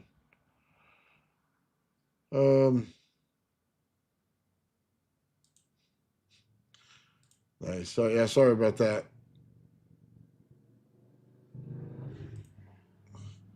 What about an electromagnet rotor? Would like to utilize that. Yeah, I, I guess I have to do more work on the pulse motor itself to see exactly why it's doing what it's doing. I'm sure for everybody else, it's just put in the energy and create a repulsion. That's probably all it is. I just there's usually something more that goes on in the system than just that. So I just want to make sure there isn't anything more than that. Then it wouldn't matter which side you put it on. You know what I mean? Inside out, it wouldn't matter. Let's see. Learning the purpose of simulating stuff. Yeah. Nice. Testing quartz on high voltage water, creating wicking effect. Okay, super neat. See water rise through along the quartz edge. Nice. Ah, you're starting to see what ancients have seen now. Try granite. It sucks it up like a sponge. You'll see now. Do you guys remember that one experiment where they took that granite in Egypt and they stacked it and they put concrete in the center? Well, once you put the rod down the center of your Tesla coil, you'll understand that experiment because it's exactly what they used in order to pull that energy out of it. That's what that little black box was. There's no question about what was going on there. Um, Water's very reactive to high voltage discharge. Yes, it is. Yes, it is. I just had a bunch of water I was playing in the other day. You work with graph nuts, short cut consciousness, thinking of grok. I have to take grok one step at a time. Give me more accurate data. That's absolutely true. Sean says the same thing. He has such a problem with AI because they only have like what do they go off of? Peer review papers. If it's not peer reviewed, then they throw it out in a general sense. So you have to continuously feed this thing information and how it's done right. So it's not trained 100% right. I can tell you that right now. There's the stuff that's peer reviewed out there that makes no sense in electrical engineering whatsoever. I've seen that firsthand. It just has absolutely zero sense. Somebody put math problem together and it didn't work in a conventional way.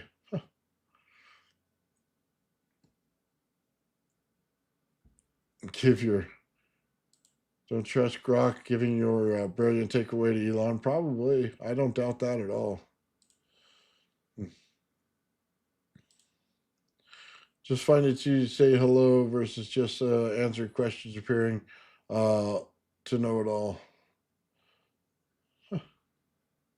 Well, hello. Let's see. Or looking at someone certain knowledge and claiming it. Who is stealing knowledge? Just what you see out there. I don't know that you can steal any of this anymore. All of it's been created before. I don't think we're all creating anything new, do you? I mean, we're talking about the Bedini devices. We're just going over what he did already. Things that other people have done. Tesla's figured out most everything there is to do with the Tesla coil. There's no problem with that. I don't think we're creating anything new there. There's a ton of chemistry used every day in batteries. We're not creating anything new there. Matter of fact, we're probably willfully behind in that category. Energy coupling and stuff. U.S. military uses it all the time. Without question, they use it. They discovered it was the 1950s, and then they shut everything down after that on you understanding anything about it, removed all articles, and no longer talked about it. So I don't think we're discovering anything. We're rediscovering everything. I could tell you in ancient Egypt, they already knew all this stuff. Their society was built on coupling and fields, not on brute force. Much different understanding than what we have now. It's completely, as a matter of fact, it's the opposite of what we have now. So, yeah, but I don't think it's anything new. I mean, we just don't know who to give credit to half the time because we don't know the original creator of all of it. I'll be honest in that. I'd love to give credit to everybody. I try to give it to wherever I can and shout them out when I see them. But I don't even know what to tell you, which guy to give the credit for. You know what I mean? Like, would you say it's T.T. Brown or Sal Paez? I mean, what do you want to say about that? Sal Paez wrote a paper based on T.T. Brown's experiments, and now he has a patent for it. So is it his work or is it T.T. Brown's? It's definitely Brown's work. We already know that all the signatures are there. So did he figure it out, or did he just rediscover it, or is it something that he learned from one and took it and put it in his own name? That I couldn't tell you. I know they both exist and they both deal with the same thing. You know what I mean? And but then again, did T.T. Brown get his information from Tesla? Was that the original creator? Again, we have such bad bookkeeping in some of these things. They're all the same effect. They're all the same. You try to use different words, but they're all the same effect.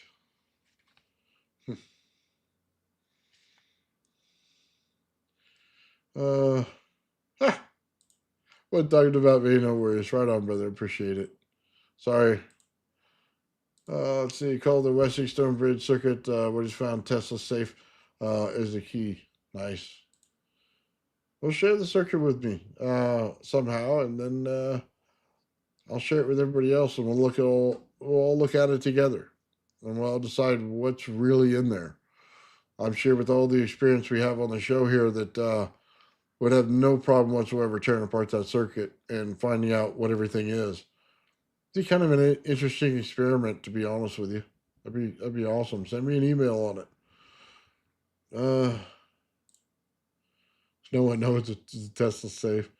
We're finding out when the U.S. military goes into some place, man, they can take out a dictator that fast. You're finding out right then and there what's going on. You don't think crowd control devices were used? People just ended up with their nose bleeding and the time dilation being wrong. That they went in there twice the speed, bullets came out 3 times as fast. You don't think they already understood what was in Tesla's safe? Oh, they have it. Oh, they have it. I mean, that's Ark of the Covenant stuff right there, brother. That's what that is. They told you about it in history and defined it. Now you're seeing it modern day today. U.S. military's got some nasty stuff, dude. Stuff that we can't even talk about on air because it's so top secret, man. But it all has to do with the same tech. Oh. 1-to-1 live stream host losing it in their leave their voice.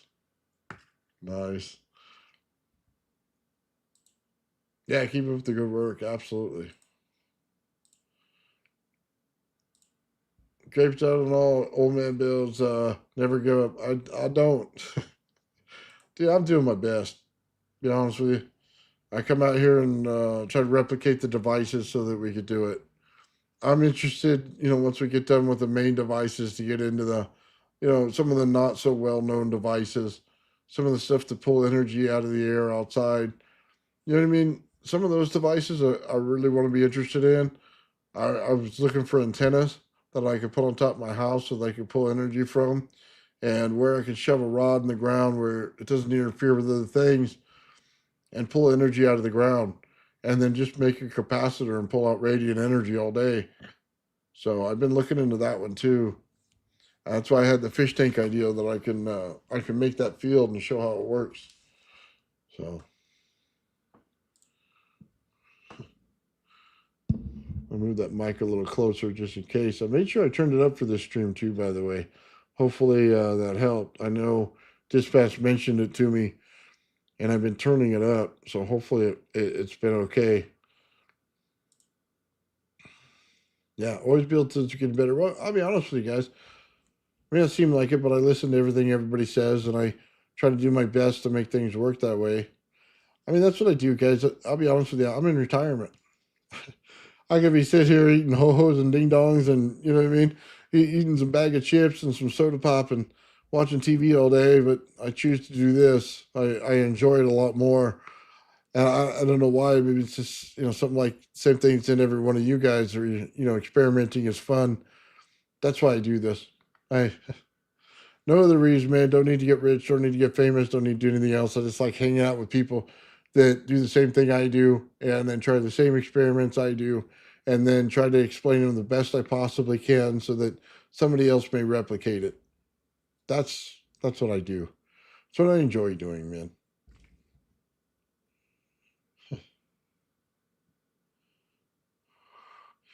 Dude, I couldn't hear that phone if you paid me to hear it. Matter of fact, I actively do not listen to the phone. Oh man. Oh, oh man.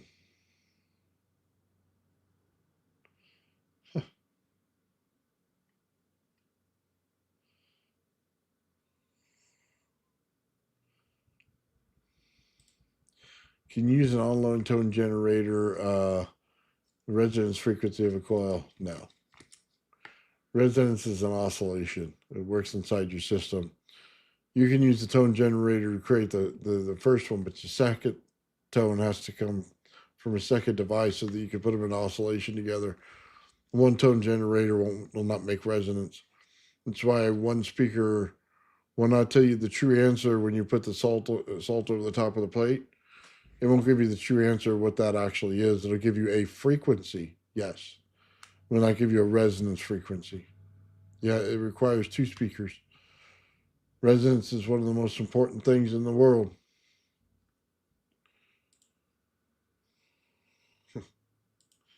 Ask Hutchinson what the feds can take. Oh, they took everything from that man. They literally took everything from that man.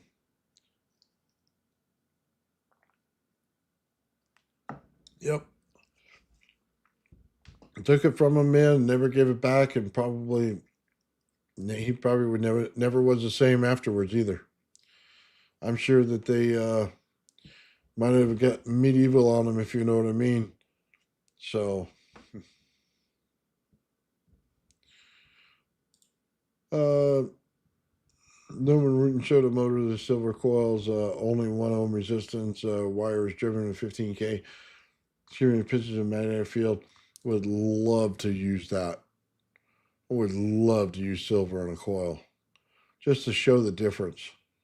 That'd be awesome. Audio is much better now. Thank you, dispatch. Okay.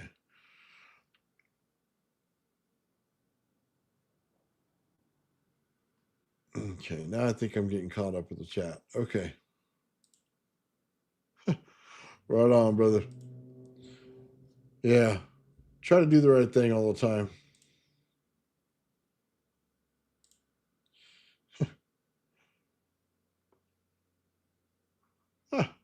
Funny.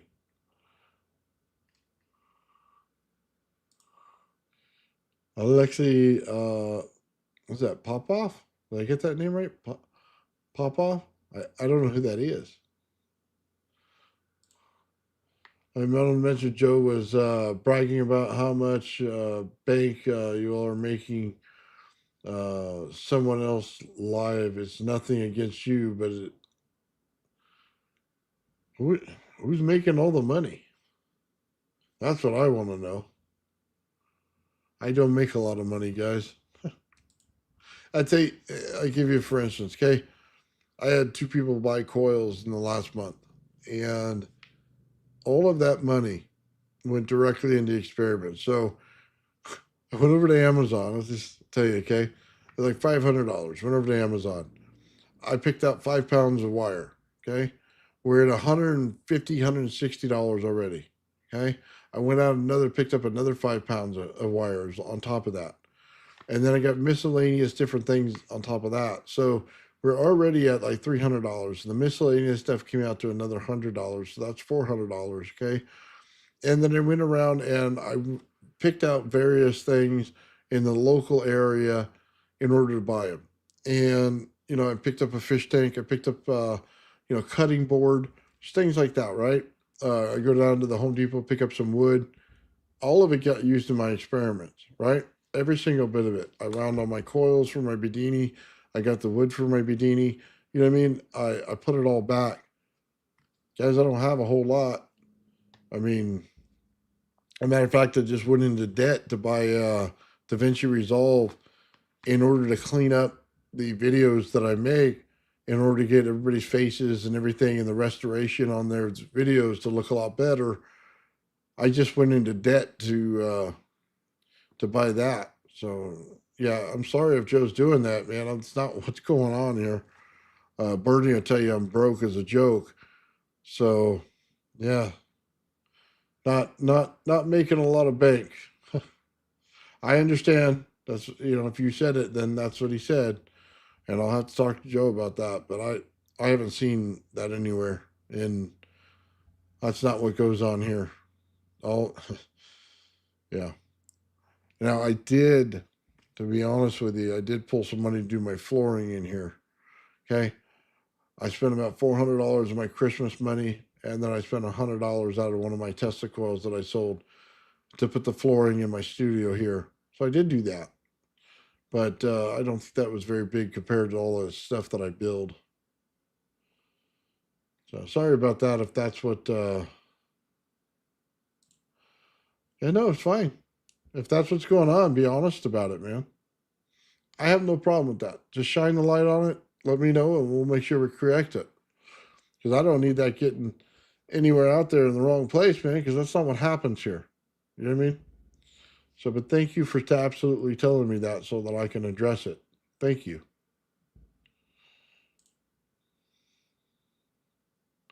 Yeah, I'm not in this for the money, guys. Sorry, it's just not me. You can ask dispatch how much money I got. He sees me over there returning cans and stuff like that all the time, man. I'm over recycling trying to get extra cash. So, yeah, there we are. We're all broke. Huh. Yeah, I put 100% plus. That's absolutely right. Yeah, I don't ask for anything in return, man. I'm just happy when people watch the videos. Matter of fact, I think Joe and Sean get it the most, and I send them all the videos that I do. I'm so happy that I got them done. You know what I mean? For them to watch them. So, sure, they've seen a lot. Put up with me. So, oh, weren't they a Bernie getting hit on, dude? I'll say this: Bernie is the most free spirit guy I've ever met in my life. What you see on camera is Bernie. Okay, that's, I'll just say that. Okay, he loves to go out and hike and climb mountains. Loves to go out in nature. I seen him at Lake Mead. He was over at the Hoover Dam. Uh, he was out in the middle of the desert, it looked like. And when he was here, he was climbing mountains every week, man.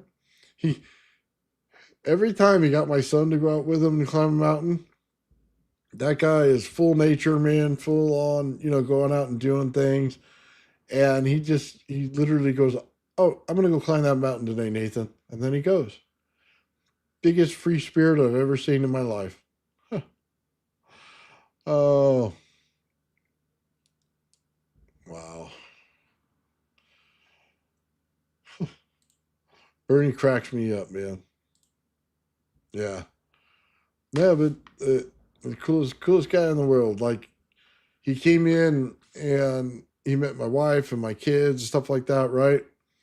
So he goes out and talks to my wife all the time. He talks to me all the time. You know what I mean?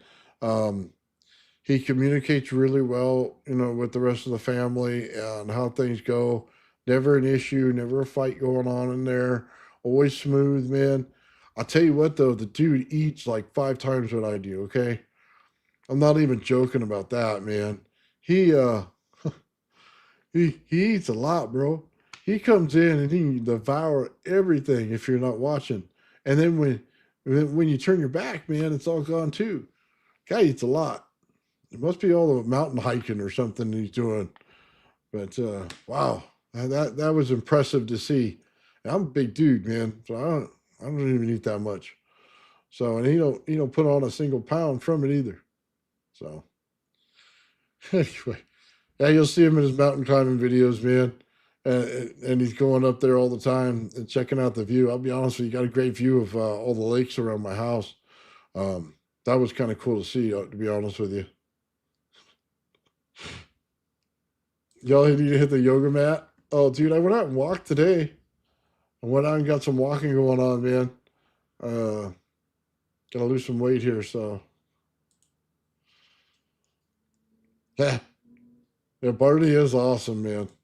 I don't know what I expected to see from him in person, but it was the same thing I saw on camera. That's to be very honest with you, man. Yeah, pretty cool. I was more impressed that he talked to everybody in the family. You know what I mean, and communicates really, really well. So, hats off to Bernie for that, man.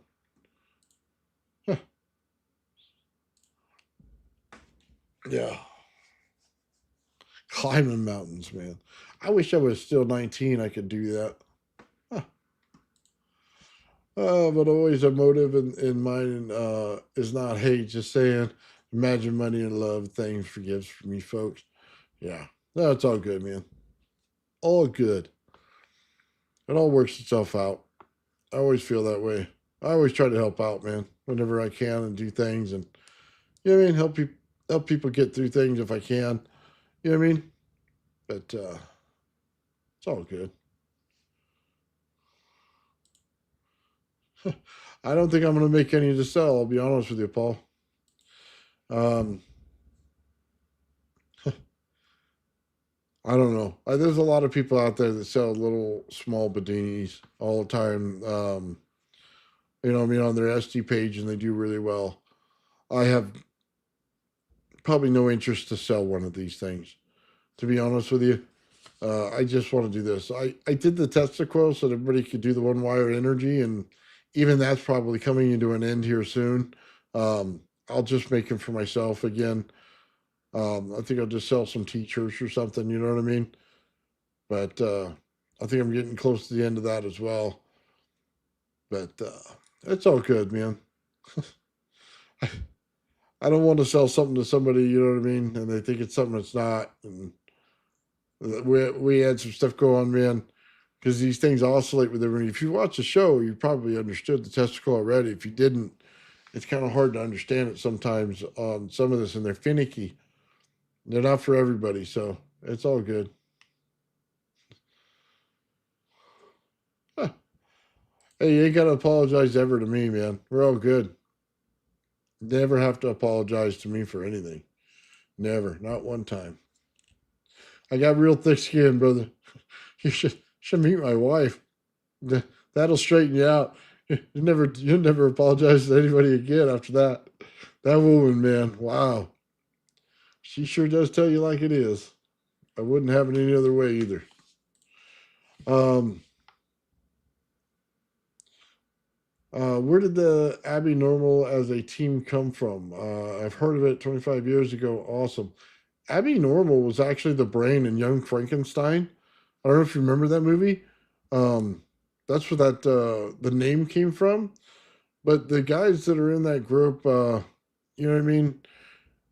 Fools, Baker, MJ, and Gigi, they've all been together for a while apparently. I'm the new guy there. So they cool bunch of guys, man. Bunch of people over there. I love streaming and dude have fun. Okay. One thing you'll notice, guys, is we always talk about serious topics on this. So when we get to that one, dude, it's let it all hang out. It's have fun at all costs. You know what I mean? That's kind of my adventure with them. Is I love just hanging out on the stream. You know what I mean? Talking smack, having fun. I don't even monetize those videos, dude. I just like to have fun there. I just like to hang out. So absolutely love that. I don't know that what you're talking about, but that's them, man. They're so awesome. So let's see. Uh, way too much Kepa.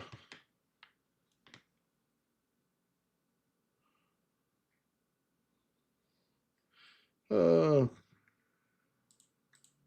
yeah, had one of those almost destroyed. It was cool.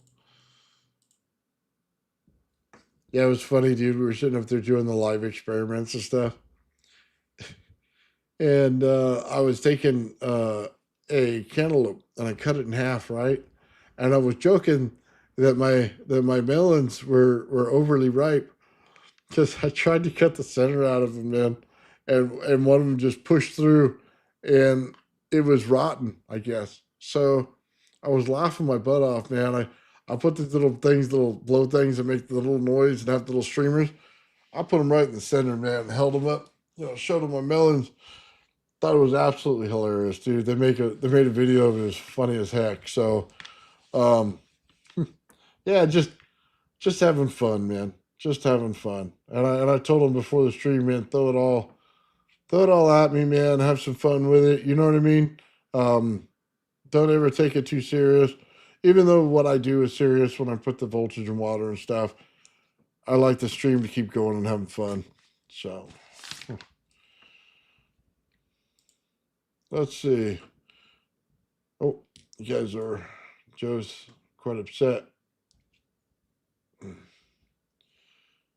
Yeah. I don't know anything about all that stuff, guys. So yeah, it does seem out of character for Joe. I'll say that for any of that stuff. But I don't want that to be something that you can't tell me about. You know what I mean? But I haven't seen any stream of him doing that, to be honest with you, ever. And he's never been that way with me. So, I mean, we all take it with a grain of salt, man. See what's going on. Yeah. So, but like I said, I've never seen it before. But I also appreciate someone telling me. I just like to know where they heard it from. That would be interesting. So, you know what I mean? We'll see. But I don't know that Joe does any other show but this one and then Mike's show once in a while. So I don't know where he would say it at. You know what I mean? Speaking of Mike, what's up, Mike?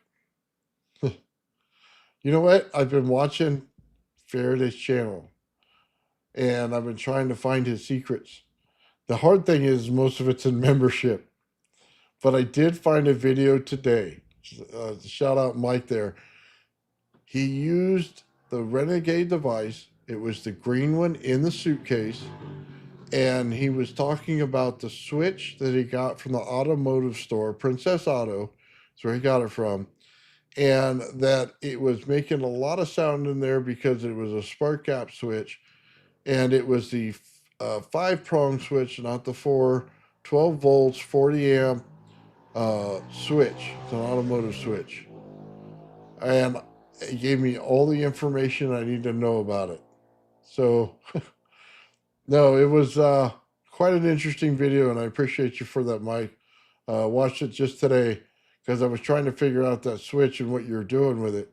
And I got to see all the wiring and where things went and the piezo's and stuff like that in there. Um, anyway, those piezo's are fast fill, fast dump, so they're of course you're going to be in resonance with your coil and your spark gap, and put them all together, and should make it run faster because there's less impedance in the system when it does that. It straightens out the frequencies. So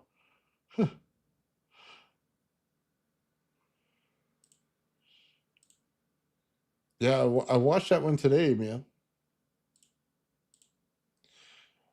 Yeah, I love trying to rediscover what everybody does.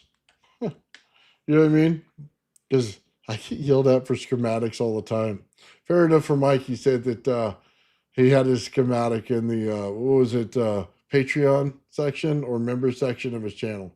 So if I wanted to pay either one of those, I could have gotten it. So he did give it out. Oh, thank you. Right on, brother. Nice to see you, Sean. Look at that. Yeah, cut it down. Got it cleaned up. Okay. A little on the top. I was worried that I'd be even bolder with my headset on, but fortunately, I do still have some hair up there.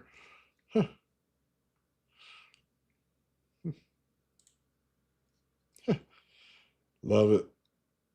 The good thing is You know, we'll have to compare notes, Mike, once I finish the device, and it'll be awesome.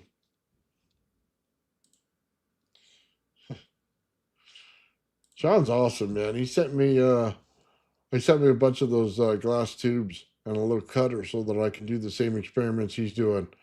I'm actually excited to get onto that, man, once I can finish some of these other ones. It took Sean. Sean actually went to a space museum today. He was telling me that he and his wife are out traveling, and he went to a space museum and told him to take a lot of pictures. I would love to go to one of those, man. I wish they had one in California. Um, I might have to go, fly over somewhere and get to one of those. They got a Air Force Base museum out here, which is really cool. But I'd love to take my family to one of those one days, man, to the space one. I think it's totally awesome. Hmm. Oh man.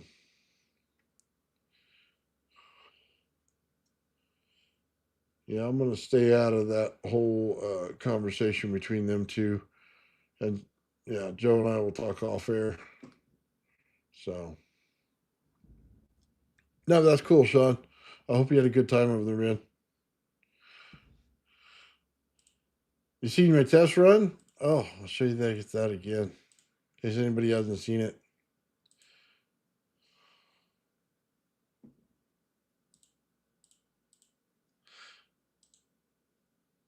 Just so you guys know, as I run this again, um, the lights only stayed on for a second. I showed them in the upper left again, just to show that they worked and that they turned on at one time. Once this thing went up to speed, they all went off. All the lights went off, and everything came out real clean on it. Like I said, it'll show the lights coming on, but if you look at the device the way it's running now, there's no lights on it. I just wanted to show that we did capture the fact that I got the lights to turn on, but they went off really quickly now. So everything's balanced in it. Hey, how you doing? You always ask me specific questions about every video. I appreciate that. Um, right on, brother. Sean gets credit. Absolutely. Rav is Sean's thing. Oh, there's no load. Well, I hooked up the other battery. Well, probably not a load. Yeah, I only ran it for a couple of seconds. Again, it was just proof that it's working. Like proof of life, Mike. Yeah, but you can see right now it's running. There's no lights on. None of them are on. Like I said, it shut off right away. We didn't run the motor for very long. I just wanted to prove that it was up and running. You know what I mean? That I got the wiring right, that everything worked. So, yeah, I think it came out as a really clean looking build, too. It runs pretty good, man. So, yeah, blow my offsets if I look. Yeah, well, I listened when everybody said I listened. So I made sure they shut off. But if I if I don't show the lights that they came on, somebody would question, hey, would they ever come on? Did they actually work? Did you see anything from it? So I made sure I added it to the video so that everybody would see what's going on. Right on, brother. Right on. Yeah, I'm glad I took my time with it and did it right. I'll be honest with you there. It it really means a lot that it looks similar to Bedini stuff, and that's kind of what I was going for. Very interested in what I'm trying to do. Achieve end goal, 0 point energy. Absolutely. Absolutely. Anything that we could do to prove out any of this stuff. And we got to remember the old timers are gone. We gotta reproduce their work and keep it continued for the next generation. You know what I mean? And improve on it where we can. Hopefully, I'm part of that process. So, thank you, Mike. Very clean. Yeah, wait till you see my Renegade device. It's going to come out super clean. I picked out some nice wood and everything to put it on. I was testing it last night. I had a problem with the core because there was too much metal in it. Saturation rate sucked in it. Yep. Learned a lesson. Let's just put it that way. But yeah, I'm getting there, Mike. Yeah, I try to make everything look as clean as possible. I try to put the wires so you see them and give schematics. That's the main thing. Thank you very much. I appreciate that. Just like Bedini made it. Yeah. Few little things, but yeah, absolutely. Free energy for all. Absolutely. Sooner we get to that, man, where you can make your own, whether you want to do it or not. The fact that you can is all I care about. So that and these projects are fun, man. I get to hang out with a bunch of people that think like me online and build these things. Truly blessed individual for this. Let's see, 0 point energy is where it's all out. I recharge 9 volt batteries and 12 volt using the Bedini build. They work well. Right on. Sulfur Bedini magic fluid is pretty sure to have used and dissolved in hydrothermal fluid deposit material, but the question is which zone did they get from it? I'm hoping that by creating those clear batteries we talked about, we can start seeing some of it. That's really what I want to see. The idea is simple. We have a little tray about this big. It's about this deep, holds fluid. I made tops for them that looks like batteries. We put different materials in, the copper, zinc throughout, and then we put whatever dielectric we want in between them. And the idea for me is how much can I increase the dielectric in between them to get the battery to work properly? What can we see in it? If you put holes in plates, does it make a field inside the hole? It's always interesting to see it, even if you've heard comments about how it works or it crystallizes or other things like that. It's, I think, like anything else, like electrolysis, you just want to see it work and see what's going on there to find out the true process of what's going on, because they may say one thing and they're hiding another so that you don't go to the next step and make it even better. That was kind of the idea around it too. So yeah, kind of interesting. Could this charge the batteries in a negative charge? Absolutely it is. Huh. I could be that with little help from my friends. Well, that's unfortunate. That sucks. But you do really well, Papa Bale. I've seen your videos, man. I can't tell you how many times, man, I'll just throw it on and watch for a long time and just hang out. Discharge the battery to about 2 volts, and then you recharge it, and you're setting a thing in there. I remember I watched Bedini do it when he did the alum battery. He was showing how he charged it, and it started off sloping, then it would build, and then it would build again. And each time he did it, he set a parameter in it so that it stayed that way. Plasma around all around us, so we don't always see it. I have the same cool photos of natural forming plasmas. Nice. Yeah. You don't always realize what's going on around us, do we? Then use the Bedini to charge it. Right on.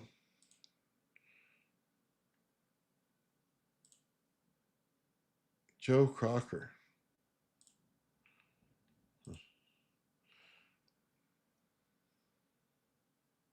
Sorry. The tube junkies use in the Wheatstone Bridge to find the resonant frequencies of the second coil. I was hoping Nathan would use for his builds. Not yet. This is the key found for Tesla Safe. I just need a schematic. Let's see. It would be a negative charge battery. Yeah. Yes, the negative doesn't mix well with the positive. That's what Spirit was saying out here. Um, sure, that's true.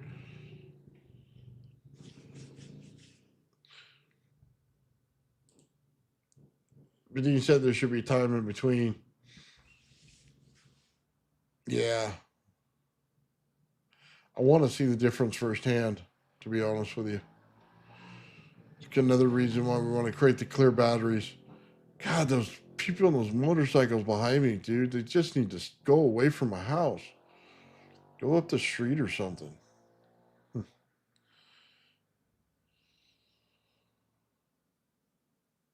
Oh, Joe Crocker's the singer. A little help for my friends. I missed that one entirely. Good call, dispatch.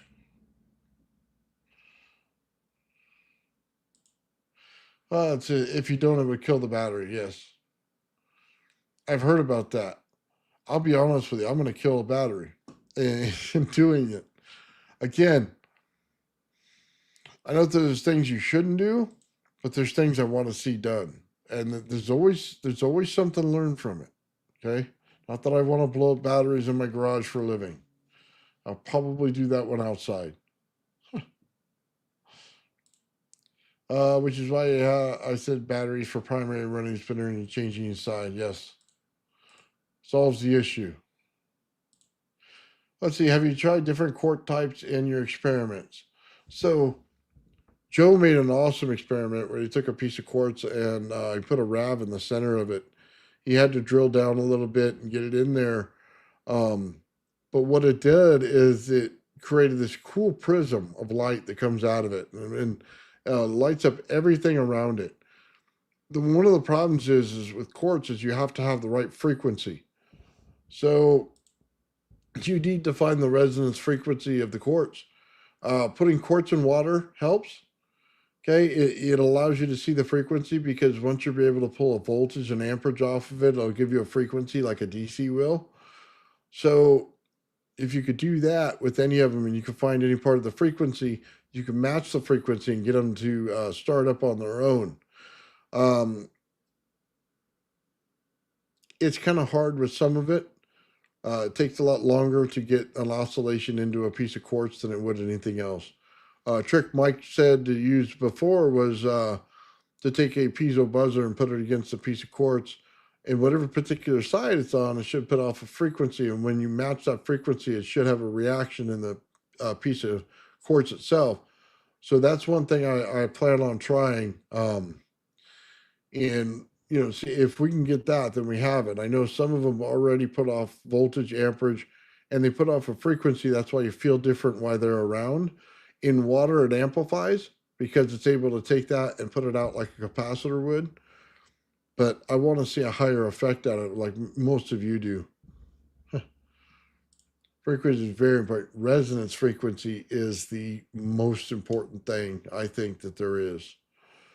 It's what defines energy production everywhere.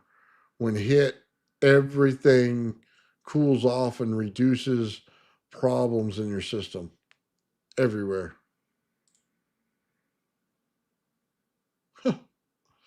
Oh, I don't want to say that one, but yeah, I think it has to do with the shiny yellow stuff, if you know what I mean. Yeah, I can't put those comments up, guys. I'm sorry. I know what you're talking about.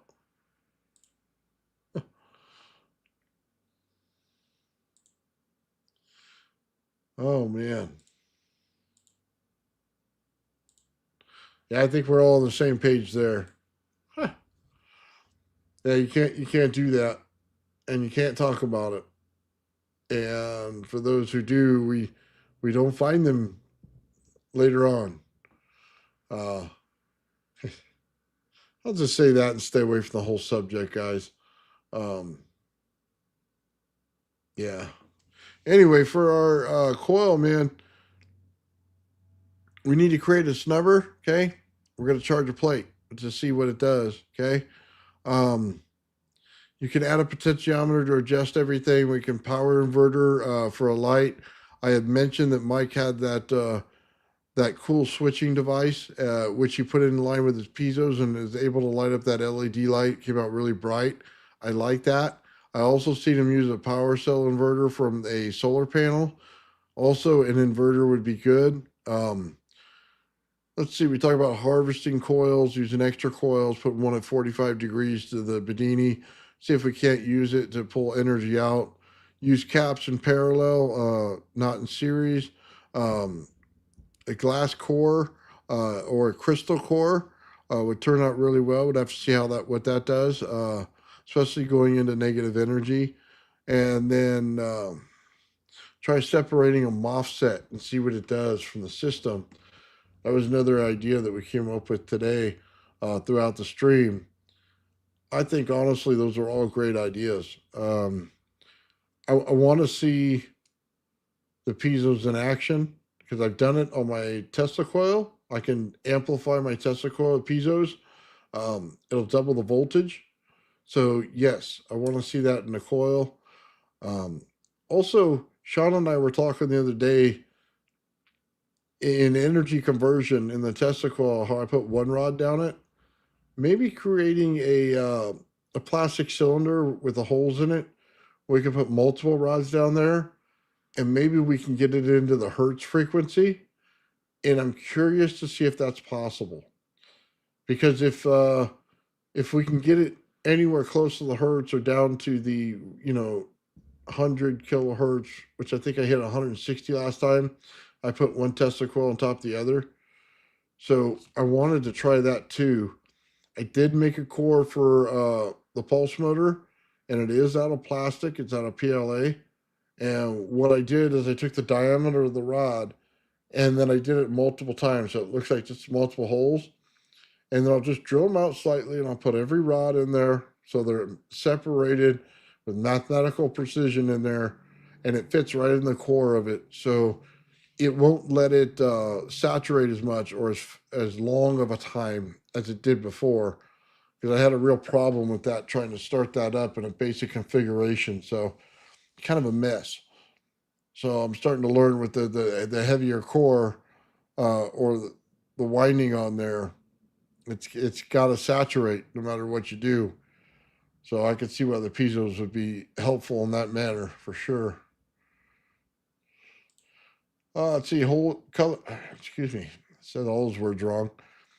Color holds frequency as well. Different color quartz, absolutely they do. Some of them.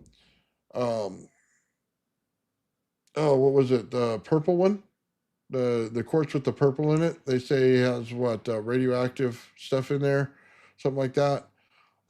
They had a guy put one of those big oscillator machines, and it stripped some of the color out of the quartz, but then hitting it in another field brought back the color in there. It's interesting. And so, yeah, there you go. That's the right one. It's interesting, those. I watch those videos all the time in trying to figure some of this out.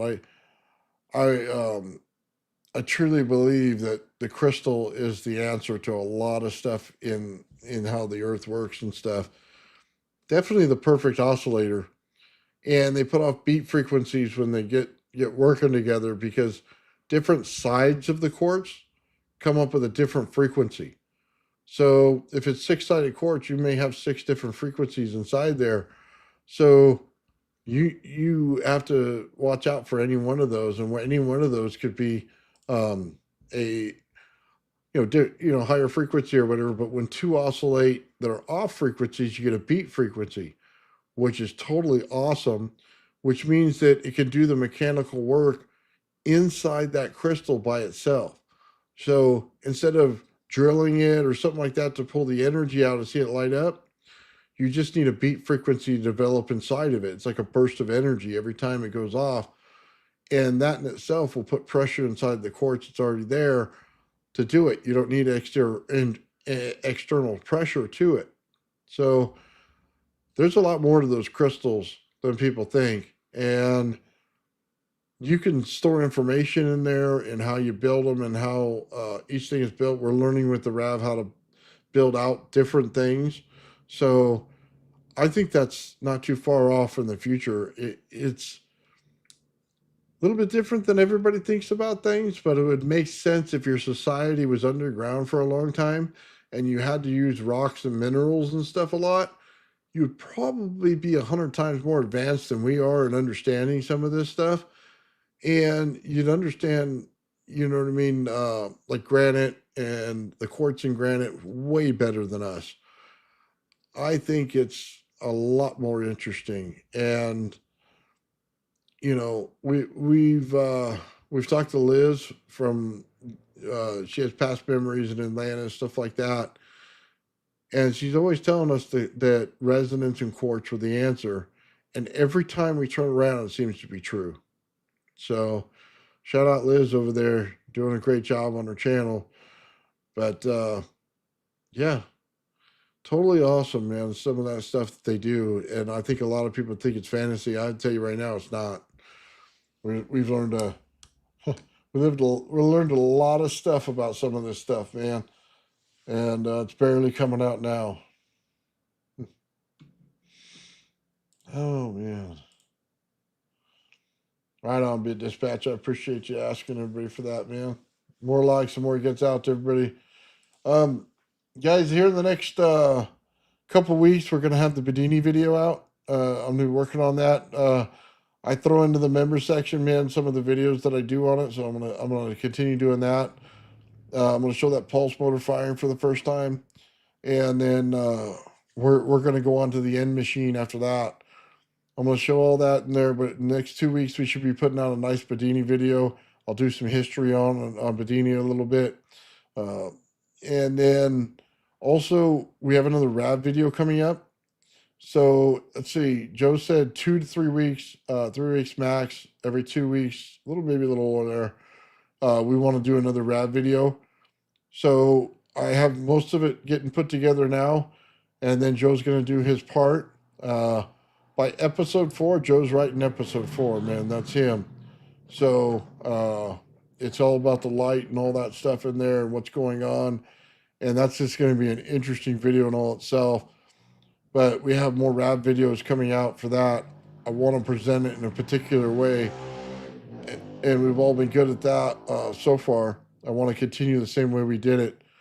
And then with the Bedini, we'll be doing that same style of video. So we'll sit down, give an intro. Put in some cool music, and then give a synopsis, and then start the video with everybody's insight into it.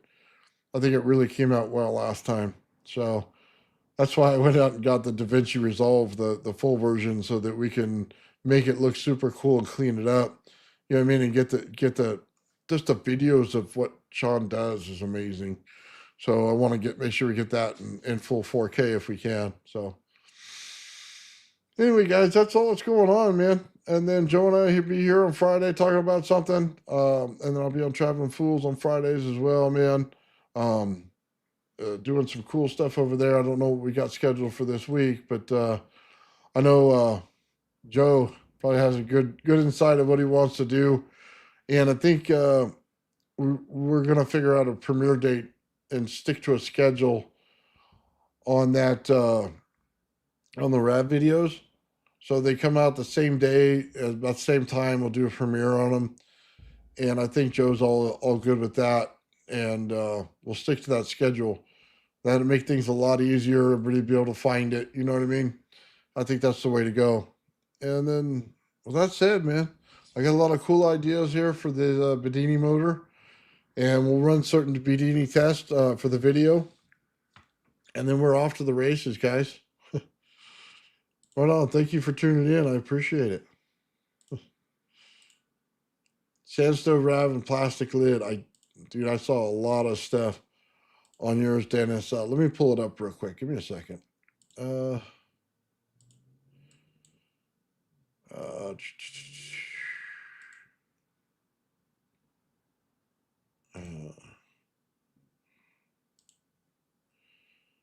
one second, Dennis. You're watching on the phone, or I always got to find the name to pull up the channel. Sorry. Dennis is on his computer today.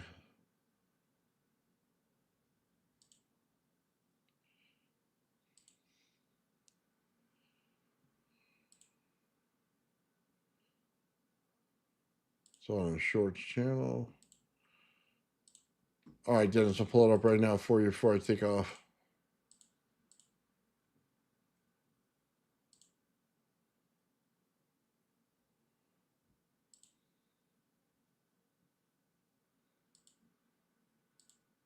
Oh, look at that. You got a big rev going on there.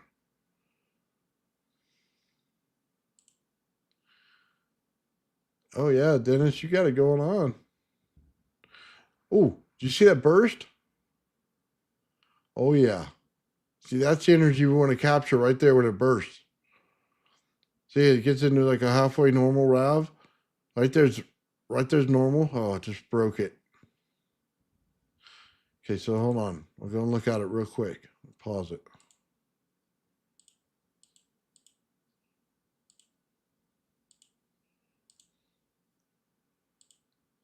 Right there. So that's a normal RAV right there. That's a nice, clean, normal RAV, right? Where the energy gets pulled out is there. So you can see the difference in the two. You got like a perfectly formed RAV that'll give you everything, all the lighting stuff, you know what I mean? Everything you want. Then this is pure power. As soon as it pulses, it's broke the sheath zone and pushing out energy everywhere. So this is where we need to capture it. So Dennis, you got it. You got it right on, brother. Yeah, Joey's got it going on. Look at that. Sean's even in there, man. You see that, Sean? He had like a perfect RAV and a burst. Look at that. So he's got it going on nice. You see the stage, perfect RAV right there. Absolutely perfect. And then gigantic burst of energy. Oh, here we go, right there.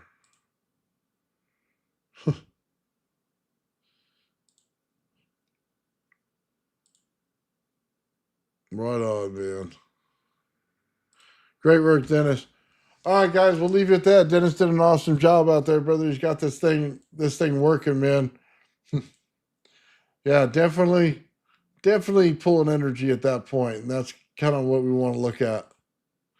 Right on, man. All right, guys. Have a great night. The old man will. The old man will.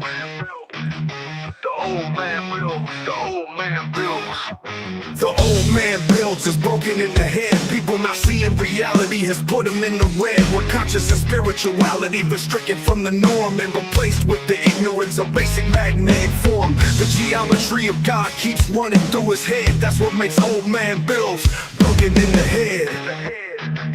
The old man builds. The old man builds. Spheres of destiny are spinning in his mind, making him travel back and forth in time, battling the establishment for just a little recognition. Has him forcing the world to understand his premonition. That world will have all the technology in the end, even if it means his life will fail to extend. The old man builds. The old man builds. The old man builds. The old man builds. Fears of destiny are spinning in his mind, making him travel back and forth in time, battling the establishment for just a little recognition. Has him forcing the world to understand his premonition. That world will have all the technology in the end, even if it means his life will fail to extend. The old man builds. The old man builds. The old man builds. The old man builds.